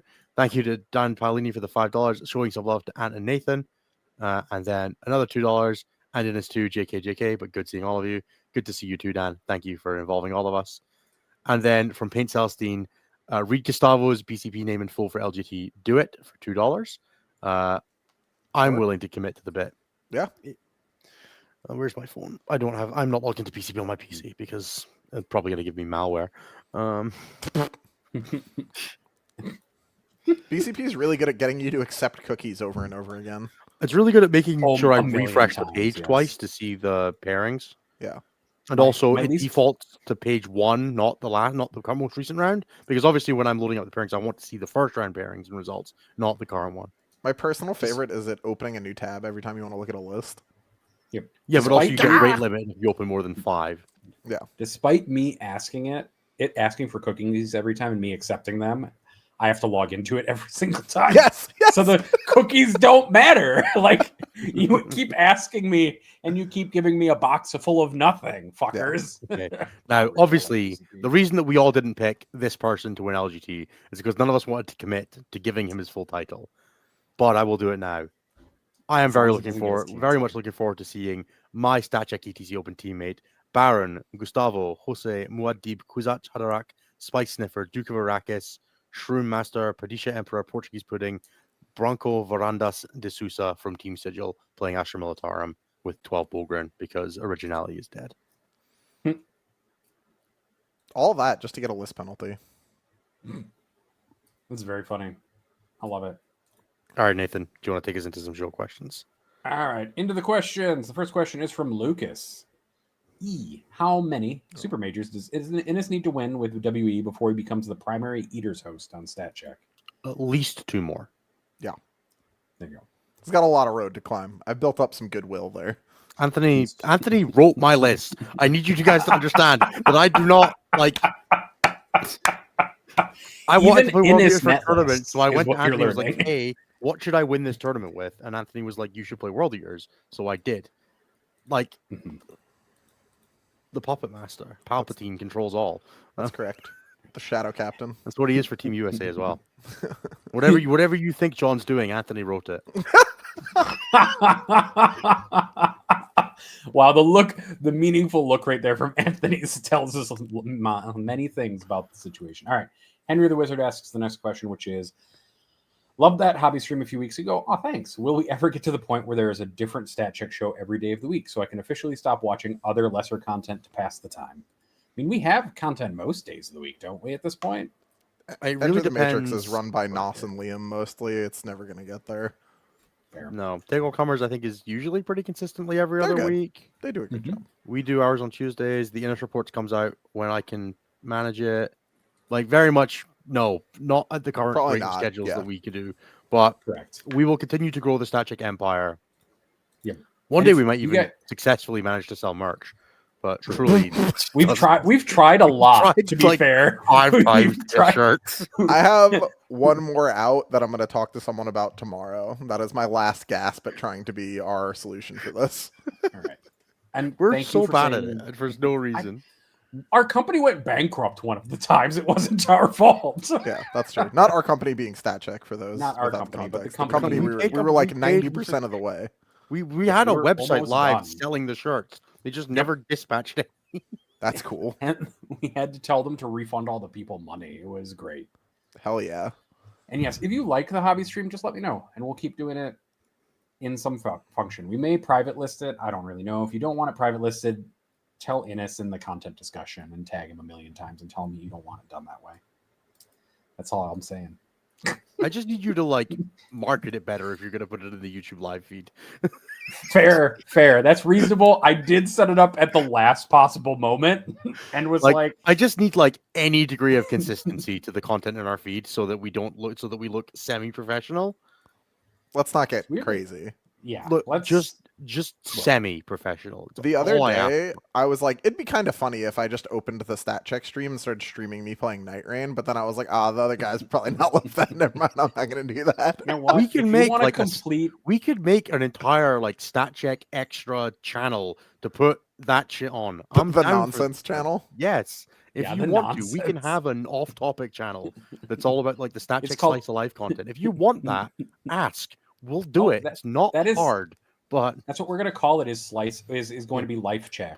But you called it hobby stream name pending -1-date in a different format to the rest of our episodes from everyone else. Look, like I said, it was how it happened at the last second. It didn't even have music for the first part until I figured out how to put music in it. Nice. There was no testing. I just wanted to do it and make sure that I did it so that I got the first episode done so I didn't have to get motivated to do that again. That's good. I like that. Look, it also has more views than some of the other content on our YouTube channel, so I'm going to say it went okay. Suck it. Other random content that Nathan's dunking on for no reason. Suck it, cell phone of channel. Yeah. All right. Sister Melody has the next question, which is, what goes in the last 200 points of a modern orc list? I'm spiraling for LVO. You take hits, I think. Honest to God, you take Brian's orc list that he's taken to LGT, and then you unwiggle the part of your brain that screams at you that you have to play 30 flash gets, and you play 25, and you get Snickrot to do combi lieutenant shit. There you go. And that's it. Isaac Lost to Gwen T has the next question, which is, what should I name my LVO list? Man, I'm glad no one comes to this anymore. You're playing Shadow Mark, right? So obviously it needs to be a the room reference. Sure. I did not win that. Something about you, you did not win that game. Something just something that will really resonate with you, Isaac. It's got to be very meta somehow. Yeah. All right. That'll be good. And then Isaac's second question is, what's the worst Shadow Mark matchup? I'll tell you once John tells me. There you go. Brain aneurysms. Yeah, If you have one mid-game, it's really tough.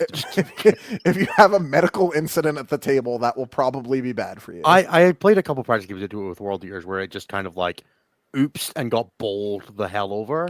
Yeah, you because can't it is oops. Quite fragile. Player error? Yeah, like you're fucked, Isaac. Just straight up and down. But, you know, I'm sure it's going to win the event and go 1-5. There you Yeah, go. I mean, that's like very likely. That's one of those armies for sure. Patrick has the next question, which is: are carts a bad idea or the worst idea of all time?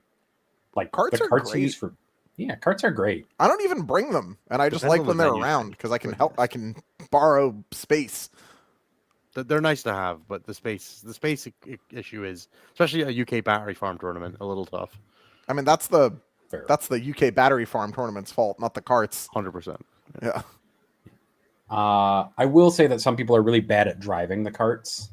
Other than that, though, LGT told people not to bring carts and yoga mats. Yep, that's definitely true. Fair. Yoga mats is a bit specific. That floor is a sports hall floor. It's fine. What are you doing? I guess some people have messed up like feet stuff. Why would you not let them use? So many things wrong with that. All right. Logan has the next question, which is: will Anthony invite Ashley on to do a review of the new Drukhari Codex? And would it be better with or without Innes to bring some optimism? I was just planned for the Drukhari episode, Anthony. We do have a plan. Me and Pau, the Chaos Gremlin of Germany, are gonna do the Drukhari. Fight the power. Yes. Yeah, he's the goddamn best. Pau is wonderful. I love him. I don't know how much content Pau has made. He does a decent bit with Breaking Heads, I think. Sick. I was hoping in English, I think almost none. So we are going to get this is going to be awesome. Yes. If you don't know who Pau is, like you should know who Pau is. Yeah. Where is Pau? Who is Pau? Pau. Don't worry about it. Yeah, you'll see. Okay. All right.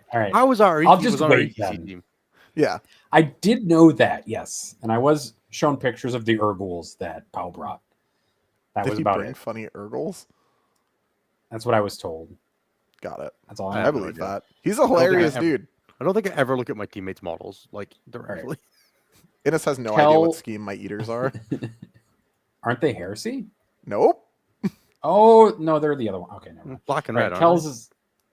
Yeah. No? Damn. All right. Kells has the next question before I embarrass myself further. Has Anthony had any play with Drukhari yet? What are his thoughts on the Codex? Is the Witch Cult detachment legit? We don't comment on unreleased content. So yes, you'll that's find right. out when it's out. Soon, TM. It goes up for pre-order this Saturday. It goes up for pre-order on Saturday. The reviews are out on Saturday. We are sorry. We cannot talk about it until such a time. For some reason, I thought it had gone up for pre-order last Saturday. That's my fault. All right. Went up for reviews on Saturday. Yeah. G off. What has been everyone's favorite change GW has made with competitive 40K in mind? Removing challenger cards doesn't count. The existence of balanced data sites? I do like that. The part where they hired Josh was pretty tight. Yep. I do like that as well. Yeah. Hiring out of top competitive players seems like strong second hiring Nathan. Yeah. Yeah. Great work. Not me. Other Nathan. Keep that going. Daniel P has the next question, which is: what are your guys' in general thoughts on all the codexes being out by November? Sick. That's great. Sick. Now just leave it for 2 years so we can figure out how the game works. Yeah, I wish it had been November of 2024 or perhaps 3, but that's okay. Well, Pius asks, will Anthony win a GT with GSC now to establish dominance? Oh. I'll write the list. God, it looks like you're trapped now, Anthony, for that GT in September or in October. It's in December. You can make me dance for money. All of you know this is true.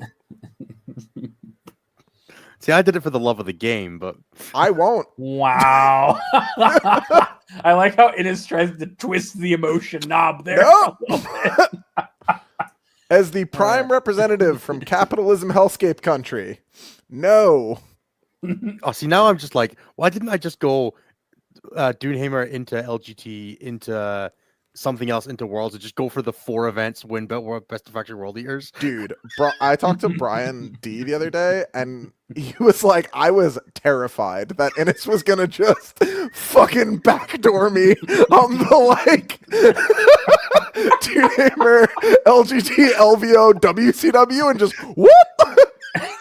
You just swoop in and take best of faction. Sorry. All right. Yeah.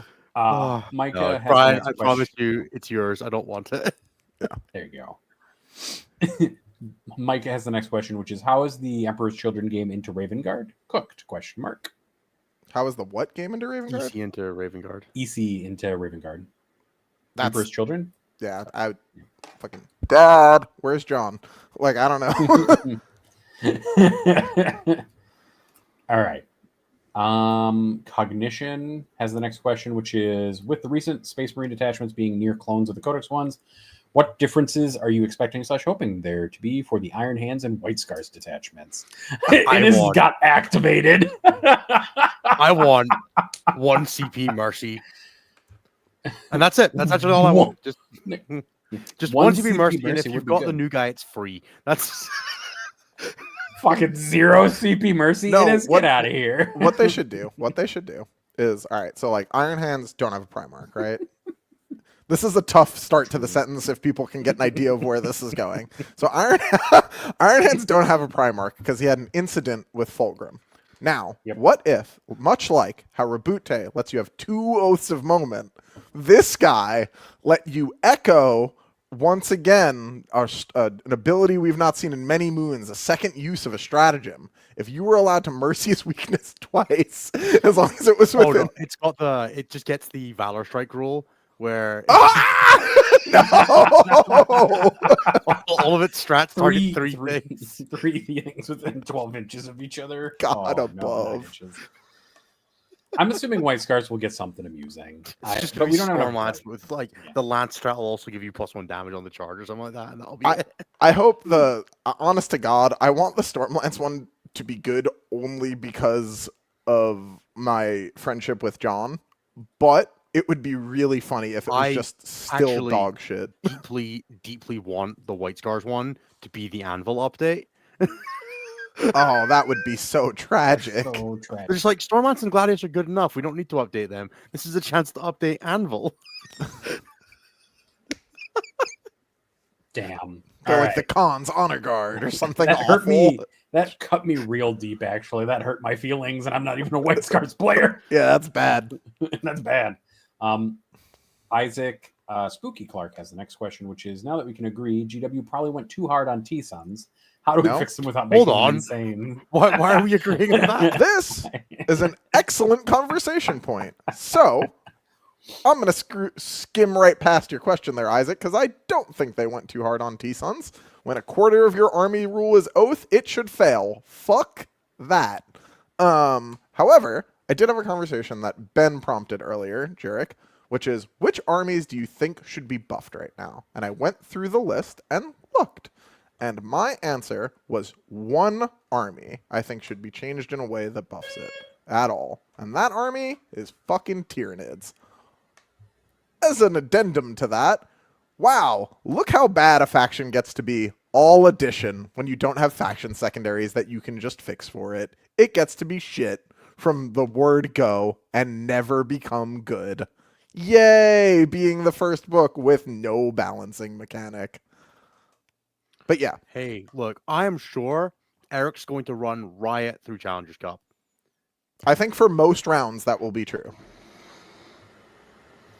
All right. But Next question is from... Oh, that's it. I finished my point. White Scars get the new Iron Storm, Iron Hands get Anvil. Yes, there we go. Perfect. Nailed it. Jack has the next question, which is, of the top 5 most represented factions at LGT, which will flop the hardest? I feel like we kind of already decided this. Blood Angels. It's just Blood Angels, right? Oh, wow. See, I think it's World Leaders, and it's not even close. That's what I was going to say as well. I think it's World Leaders, and it's not even close. Yeah. At least the Angels fly. Fair. All right. Yeah, fair. Ivan, what changes would you do to the WE list, the World Leaders list, if played on GW terrain? Asking for a friend. Wouldn't. There you go. It was pretty fun. Willow asks, when will John Lennon ever pay for his crimes of gaslighting Space Marine players into his Centurions? He won't. They're good when he uses them. If they're not good when you use them, that's a skill issue. Yeah, you're not as good as John Lennon. Suck it. Sorry. Unlucky. Me too, by the way. We share similar problems here, but you know, same problem. That's right. Someone on Reddit said of I'm just thinking about it. Someone on Reddit said, "Wow, I just went from playing Host of Ascension GSC to World Eaters. What an advantage player skill is." It made me laugh. Yes, correct. I agree. And John Jason is just K. out there living that life. Jason K has the next question, which is, what's the broken Necron list? That army seems to struggle in a melee pressure, which is all over the meta right now. I don't think there is one. I would not want to play Necrons right now. I mostly put them in that list of potentially OP stuff earlier because everyone always cries about them, but they at no point in this edition have I been like, whoa, Necrons! 3-inch deep striking 6 Catan lists were maybe a little more than I was happy with, but just punch them. I appreciate that you live a semi-charmed life, but dude, get 'em. Anthony's never left a model alive that wasn't a Chaos Knight, and you can see the psychological scars it's done to him. Necrons have been. Anthony left a model alive from an Angron combat for the first time in his goddamn life, and now he just like has generational hater energy for Chaos Knights. I am broadly pretty lucky in all aspects of most things except height. And in 40K, most of the time, that manifests itself perfectly fine. Except that one time where I appear to have channeled all of the flip side of all of my fortune into a single instance. And I'm glad that we won the round anyway. But it has shaped his soul. Yeah, look, CK is really scary for world leaders if they don't fuck it up terribly. All right. Payton has a question, is, I guess, talking about Index Drukhari. What would Drukhari need, both rules and model-wise, with the hopefully soon army refresh coming to help fix the problems that make the army only playable if your name is Skari? We will know more when we've seen the book on the table. I was going to say, the book is coming out too soon. Yeah. I do think the book is coming out too soon for us to really answer that question well. The other Dave McLeod asks, could we get more of the hosts to Scotland for a future super major type event? Asking for a friend. I'm the only host that lives in the UK, guys. It's difficult to get people to bake a flight for me into the budget and I'll go. Same. I'll come judge the event. I've been a judge at other large events. I could do your event if you want, Dave. Anna wants to go back to Scotland. It ain't hard. I would love to go back to Scotland. Scotland was great. Yep. Best place associated with Europe that I've been. Pretty good. Aaron is up next, which is, which factions do you think we will see from the undefeated players? All right, Bill. What factions do you think we will see from the undefeated players for LGT this year?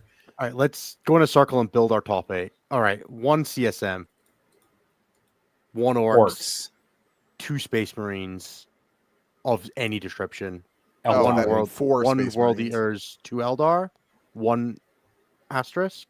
I would not at all put a world leader in the top 8 of this. I think 1 makes it just through sheer volume. Nope. Sure, that's fair. I think 1 to 2 Black Templars, maybe a Tau. Tau's good. Yeah. Did you guys skip Eldar? No, we said Eldar. Oh, okay. Yeah. I had 1 CSM, 1 Orcs, 1 Liam, 1 Brian, 2 Space Marines, 2 Eldar, 2 wildcards then? Yeah, I think that's... And World Eaters is in the wildcard slot. Like, I could see 1, but it's not taking a slot over another wild. It's taking a slot over another wildcard. Yeah. And then Aaron has a second question, which is also, when will Bile return from war? Bile stands back up at the end of the phase now. He returns whatever he wants. True. Bile's close, man. Bile needs the weaponry used in the game to change a bit. So the reason that Bile was so good when it came out and is not so good now is that they've added a bunch of different ways to have large amounts of damage 3. And that is pretty crippling for Bile. Bile really wants to get you all jammed up and gummed up with its shit. Bile doesn't really like run you over that way. Like it doesn't kill everyone, and then you're like, oh, I can't respond. It kind of like kills some stuff and gets into you in some ways, and then it's challenging to respond from there. But it doesn't just like blow the doors off you like the way World Eaters do. So yeah. Eric has the next question, which is, what weight do you think should be given to balancing the game for 3-2/4-1 players versus balancing the game for top-level players versus balancing the game for 2-3/1 and 4 players? I mean, Almost ideally, everything you for the kind first of one, right? Ideally, you hit across the spectrum there, and then you, in general, aim for the stuff that's impacting the overwhelming majority of the experiences of the wider community, and then you go in and you like scalpel stuff that, again, if it's played really well, just goes away. Yeah. I know people are going to not like some of this, but you cannot focus balance solely on top level play. No, you should. You should. Like the majority of people don't play at that. That's like less than 1% of people who play 40K are playing at that level. And you should instead focus your game like a standard distribution on the fattest part of your standard distribution and fix it there. And then the second part of Eric's question is, what metric do you use to consider someone a legitimately competitive player worth considering for balance? A certain elo, a certain number of games played? If they're playing tournaments, they're in the data set as far as I'm concerned. Yeah. Yep. Like the as much as we like to rag on people for like playing the wrong detachment or playing the army wrong or whatever, like everyone's experience is just as valid as everyone else's, right? If you're part of the data set, you're part of the data set. And your game should be considered and thought about to some degree. Your enjoyment matters. If you're a person that wants to play Warhammer and have it be a competitive experience, whether you're good at it or not, shouldn't really come into that, right? It's whether it's enjoyable for you or not. Yeah. Also, I don't think anybody can gatekeep who is a competitive player. Like anybody who plays competitively is a competitive player, regardless of like performance brackets. Like you're competitive because you approach the game competitively. Like that's it. That's all there is to it. Steve, the 13th Legion, thank you for the $10 super chat. That is, bottom turn 5 to win worlds. Would you rather poo your pantaloons on stream in the movement phase and win, or clock yourself, lose, and make it to a bathroom on time? I think if we're talking about worlds like WCW, I'm going to go to the bathroom. But if we're talking about WTC, fucking apologies to my opponent, this is going to suck for a couple minutes. I really feel like if it's that bad, just like ask a judge for 5 minutes. You probably should do that. Just like, come on, guys. Be a goddamn. Hey, guys, I am having digestive troubles, and I'm going to make this a very uncomfortable experience for everyone. I would rather not lose the game because of that and make everyone else suffer. Let's just be adults.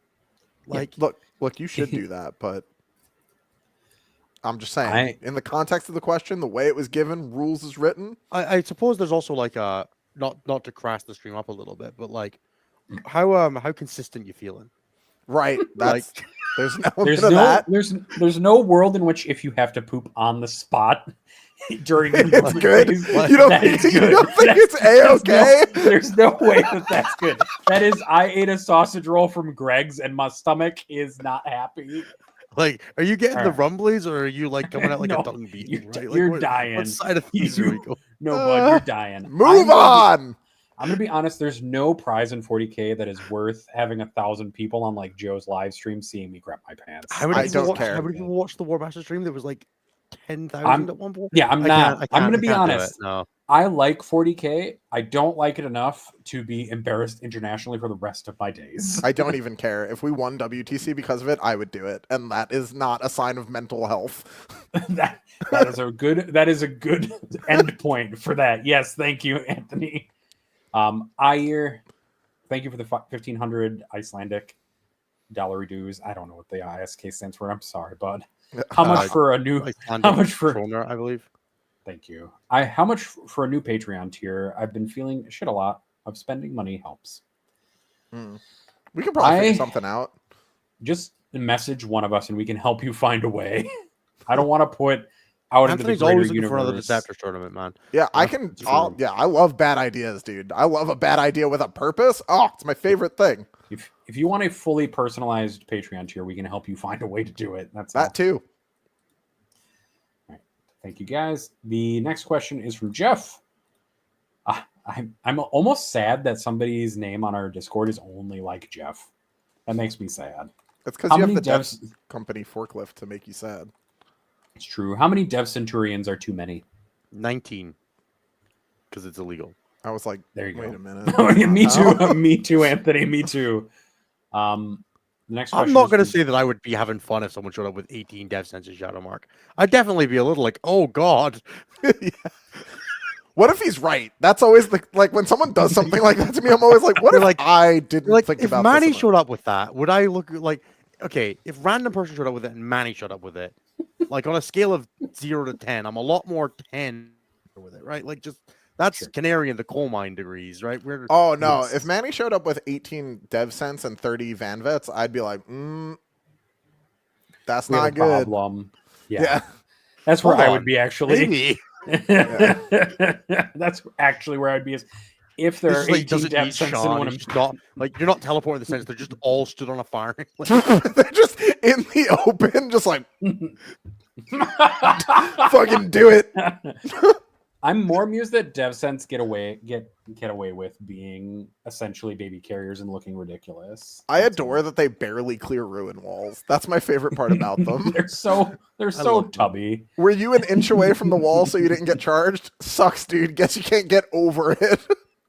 I love my favorite thing with them is how long their arms are. Means that you can get 6 of them shooting by poking 2 of them through the gap between GW terrain with their last cannon. Nice. They're Oh just, like, yeah. they're like touching tips of the 2 guys that have the long outstretched arms from a squad of 3 are like stood together, both pointing their guns exactly through the gap because the other 4 could walk out but they couldn't. God, But they can still shoot. that army's that unit's the That's best. true. All right, the next and last question is from James of James Workshop. I hope that would make me amused. I have a Stormlance list with Lysander and also with 3 Redemptors. Crying face emoji. Should I do 2x5 Assault Termies or 1x10 Assault Termies with Lysander? Smiley face. What? Why are you? To do the unit with Lysander, you gotta go for the 10, right? It's -1 to wound because of Lysander. Like, if you're gonna do it, go for it, right? You can play bad space rules. If you're going to do something, don't do it half-assedly. Be bad with your whole ass. Yeah, that's right. Just- Like, you'll catch someone out that just did not think that that was a thing they were gonna have to deal with their list. correct. Like, That some is Eldar what I player was gonna show up- thinking. Some Eldar player's gonna show up and be like, huh, hold on, that's all. Oh, it gets +1 OC as well. Some Eldar player is going to be very depressed. Just Some of so them, like- mad. Some people are like, but I'm damaged 2 on all my. Oh no, it's not 4. And then 10-man Fire Dragon Squad will pop down and be like, "Oh, but those aren't vehicles." Yeah. She'll be like, Yes. oh no, I wound on 4s, no rerolls. Not that Yeah. again. Live your best Not life. this again. Yeah, not that again. It was that's the true Eldar like Drakari response to anything. It's like, not this again. I got the immediate PTSD, dude. My eyes went wide. I was like, Living the 4s, no rerolls life, yeah. right. fucking That- God, dude. that is all the question. Cherokee. All right. Now, Anthony, what's your opinion on the Storm Surge? Can I just get a Fucking quick temperature check? Christ. I don't remember what that guy's name was, but I remember he was fucking jacked. He was a storm surge, just real life Viking man. God, fuck that guy. That was bad. That was a bad game. This is Anthony's episode today has been an episode of reliving his trauma, apparently live on stream. So many bad times, dude. All right. I guess I should do the thing that Innes doesn't like. You should do. I don't Alright. not like it. I just don't like doing it. I vaguely remember there being a question earlier that had my name in it, but I don't remember what it was. 4+ no heroes. How do you feel about playing Nids? Hey, that's our faction identity, and we will stick with. Whoa. Nids had Oh, like to hit. I was like, Nid's head Yeah. transhuman. They didn't have no Oh, rerolls. No, I mean like Here it might is. have. There's Our one facts from identity is Morpheus. forced to wound. Here you go, Anthony. There's one from Morpheus Complex which says, does Anthony not think world leaders are as good as everyone says they are going to be? Well, okay. Complex question. As everyone says they are going to be, no, because I've seen some people like shit their pants and run out of their house screaming about world beaters, and that probably is a bit much. Damn, dude, were they about to win worlds? Well, yeah, that's where the question comes up, right? Son of a bitch, James Manlangit. Answer the Yeah. question though, Anthony. I don't think so. I think they're extremely powerful. I think they're really good in the right pilot's hands, in the right environment. I think that there is a lot of ways in which they will be really strong. I do not think that they're this, like, they're not the new Eldar or the new, like, fucking No, Knights Eldar of are the new Eldar, as always. They're not the Knights of the Correct. last patch. They're not the Death Guard of the last patch. Like, that's not what happened. I don't think. I could be wrong. If we have a weekend where the stats prove me wrong, I'll look very closely at who won all those games. But I don't think that they are the, like, fucking S-tier turbo terror that they're being made out to be because people keep playing their games in Unit Crunch and not TTS. Fair. And then thank you, James Manlangit, for the $5 New Zealand dollars, saying you made me laugh while cooking and listening to your comment about my assault termies question. Yay. You're welcome, bud. Don't put your whole ass into the cooking. I usually don't recommend that. Yeah, don't that's- put your ass in don't the do that. cooking. No. All right. If you join our highest tier of Patreon, which is a $15 a month tier, Current for highest tier. Let's see what higher wants. Yeah, relax. we're actually at the maximum number of tiers that we can offer. We'll offer That's because another we have our one. a little nothing extra tier that could go. It's just a We joke could tier. turn it. Yeah, we could turn it into something else. It's true. We could Alright. change the tier where you're allowed to pay $6.90 instead of $5 because you want to. We could Fair. change that to something else, right? Let's not have to. Be Correct. We could. I'm just saying. All right. Is the Crisp Pie 5 is the $15 a month tier, the currently most expensive tier until IER tries to reset the market, I guess, on our tiers. Where for $15 a month, you get the thank data at the end of every episode, and you also get a bunch of in-person benefits that are listed in the tier, and it ever expands. I'm sure more benefits will be added to it as we look at it, and that's about it. You can also get Challenger coins and other things if you see me at an event, because I usually carry those around with me. All right. So, in thanking you, I have this lovely Google Drive spreadsheet of thank you messages. Thank you to Christopher. If DG become Codex compliant, can they get +1 to wound 2? Irvine. Thank you to Willow Weeks. Thank you to Dan F. Thank you to Luke Harridan's taking the subway McCarthy. Thank you to David Luckhas, Need Keeps, Toil Earns Clark. Thank you to Exhausted. Thank you to James H. Thank you to Colton, Dan F. Miller. Thank you to Fungus. Thank you to John V8 Gang. Nothing witty this week. Back in the States for my wedding. Congratulations, John. Thank you to Cam, Fdan, Morton, Hog Emoji. Thank you to Lady Malice's Footstool. Thank you to Josiah Gattle. Do you want to pause for a second? Why does it look like Nathan is the Wizard of Oz? It's because my entire apartment is green. That's just what it is. And I don't know what to tell you. That's just what Chicago looks like, dude. My whole apartment I is saw an actually incredible green. post on I think it was on Reddit or something of if you fuck up anything bad enough, you can just call it Chicago style and it'll be fine. Wow. So I'm looking Damn. forward to my LGG performance Chicago style. That's rude as shit. Losing the Grand Anthony round one again. I hope you lose I'm in not the Nos. Shadow round, Innis. That's what I'm going to say. That's it. Shadowrun's fine. That... Shadowrun's not a real round. I like how Anthony's like, oh shit. Shadow round is the worst place to lose, dude. If I lost the Shadow, I'd be fucking furious. Look, I Damn. do my best to live by the Lennon rule of Warhammer, which is if you're going to lose, make sure it's the last round you have to play. That's the rule I've been living by. And I've not this year, outside of team events, not had to play a game after I lost. So fair enough. All right. Live by Lennon's law. Thank you to Frankie. I promise I normally don't prematurely date a slave fresh. Okay. Whatever you say, Frankie. Thank you to Isaac. Tonight on Stat Check, Innocent and Go for Best in Faction World Leaders. Nathan wasn't hired to work at GW, and Anthony called John Lennon dad. Tirana. This is the wrong Nathan. There are two Nathans on Stat Check, or there were two Nathans on Stat Check, and Nathan Roberts is no longer on Stat Check. There you go. Thank you to It Is Finally Time to Ask, why is Data Slate? Because we want the game to be balanced. Oh, when's the next Data Slate, guys? I can't wait for the next Eldar nerfs. Oh my god. Thank you to Can't wait to be Thomas. disappointed by the next Eldar nerfs. Do not just let it be cool. The game's in a pretty good spot. This is like the charge phase in 9th. Cool, guys. Just be cool. Just be cool. No, just be cool is right. It doesn't have to get Bring back crazy. Yannari. Stop it. Again, just be cool, Innes. They should let you take Fuegan and Yannari and bring back the. You know what? You can take. No, you can't. That's what you lie. No, just stop. Enough. All right. Thank you to Thomas. Getting paired into your carpool buddy in the last round of a GT is funny for Cohesion. Thank you to Thomas. Steven. Challenger card's gone? Question mark. Give me 5 units with Scout and Infiltrate Ross. Thank you to Tom Wooden Spoon winner H. Thank you to someone. Fix the U.S.-Canada exchange rate so I can still justify spending money to keep my ongoing bits in this comment space every week.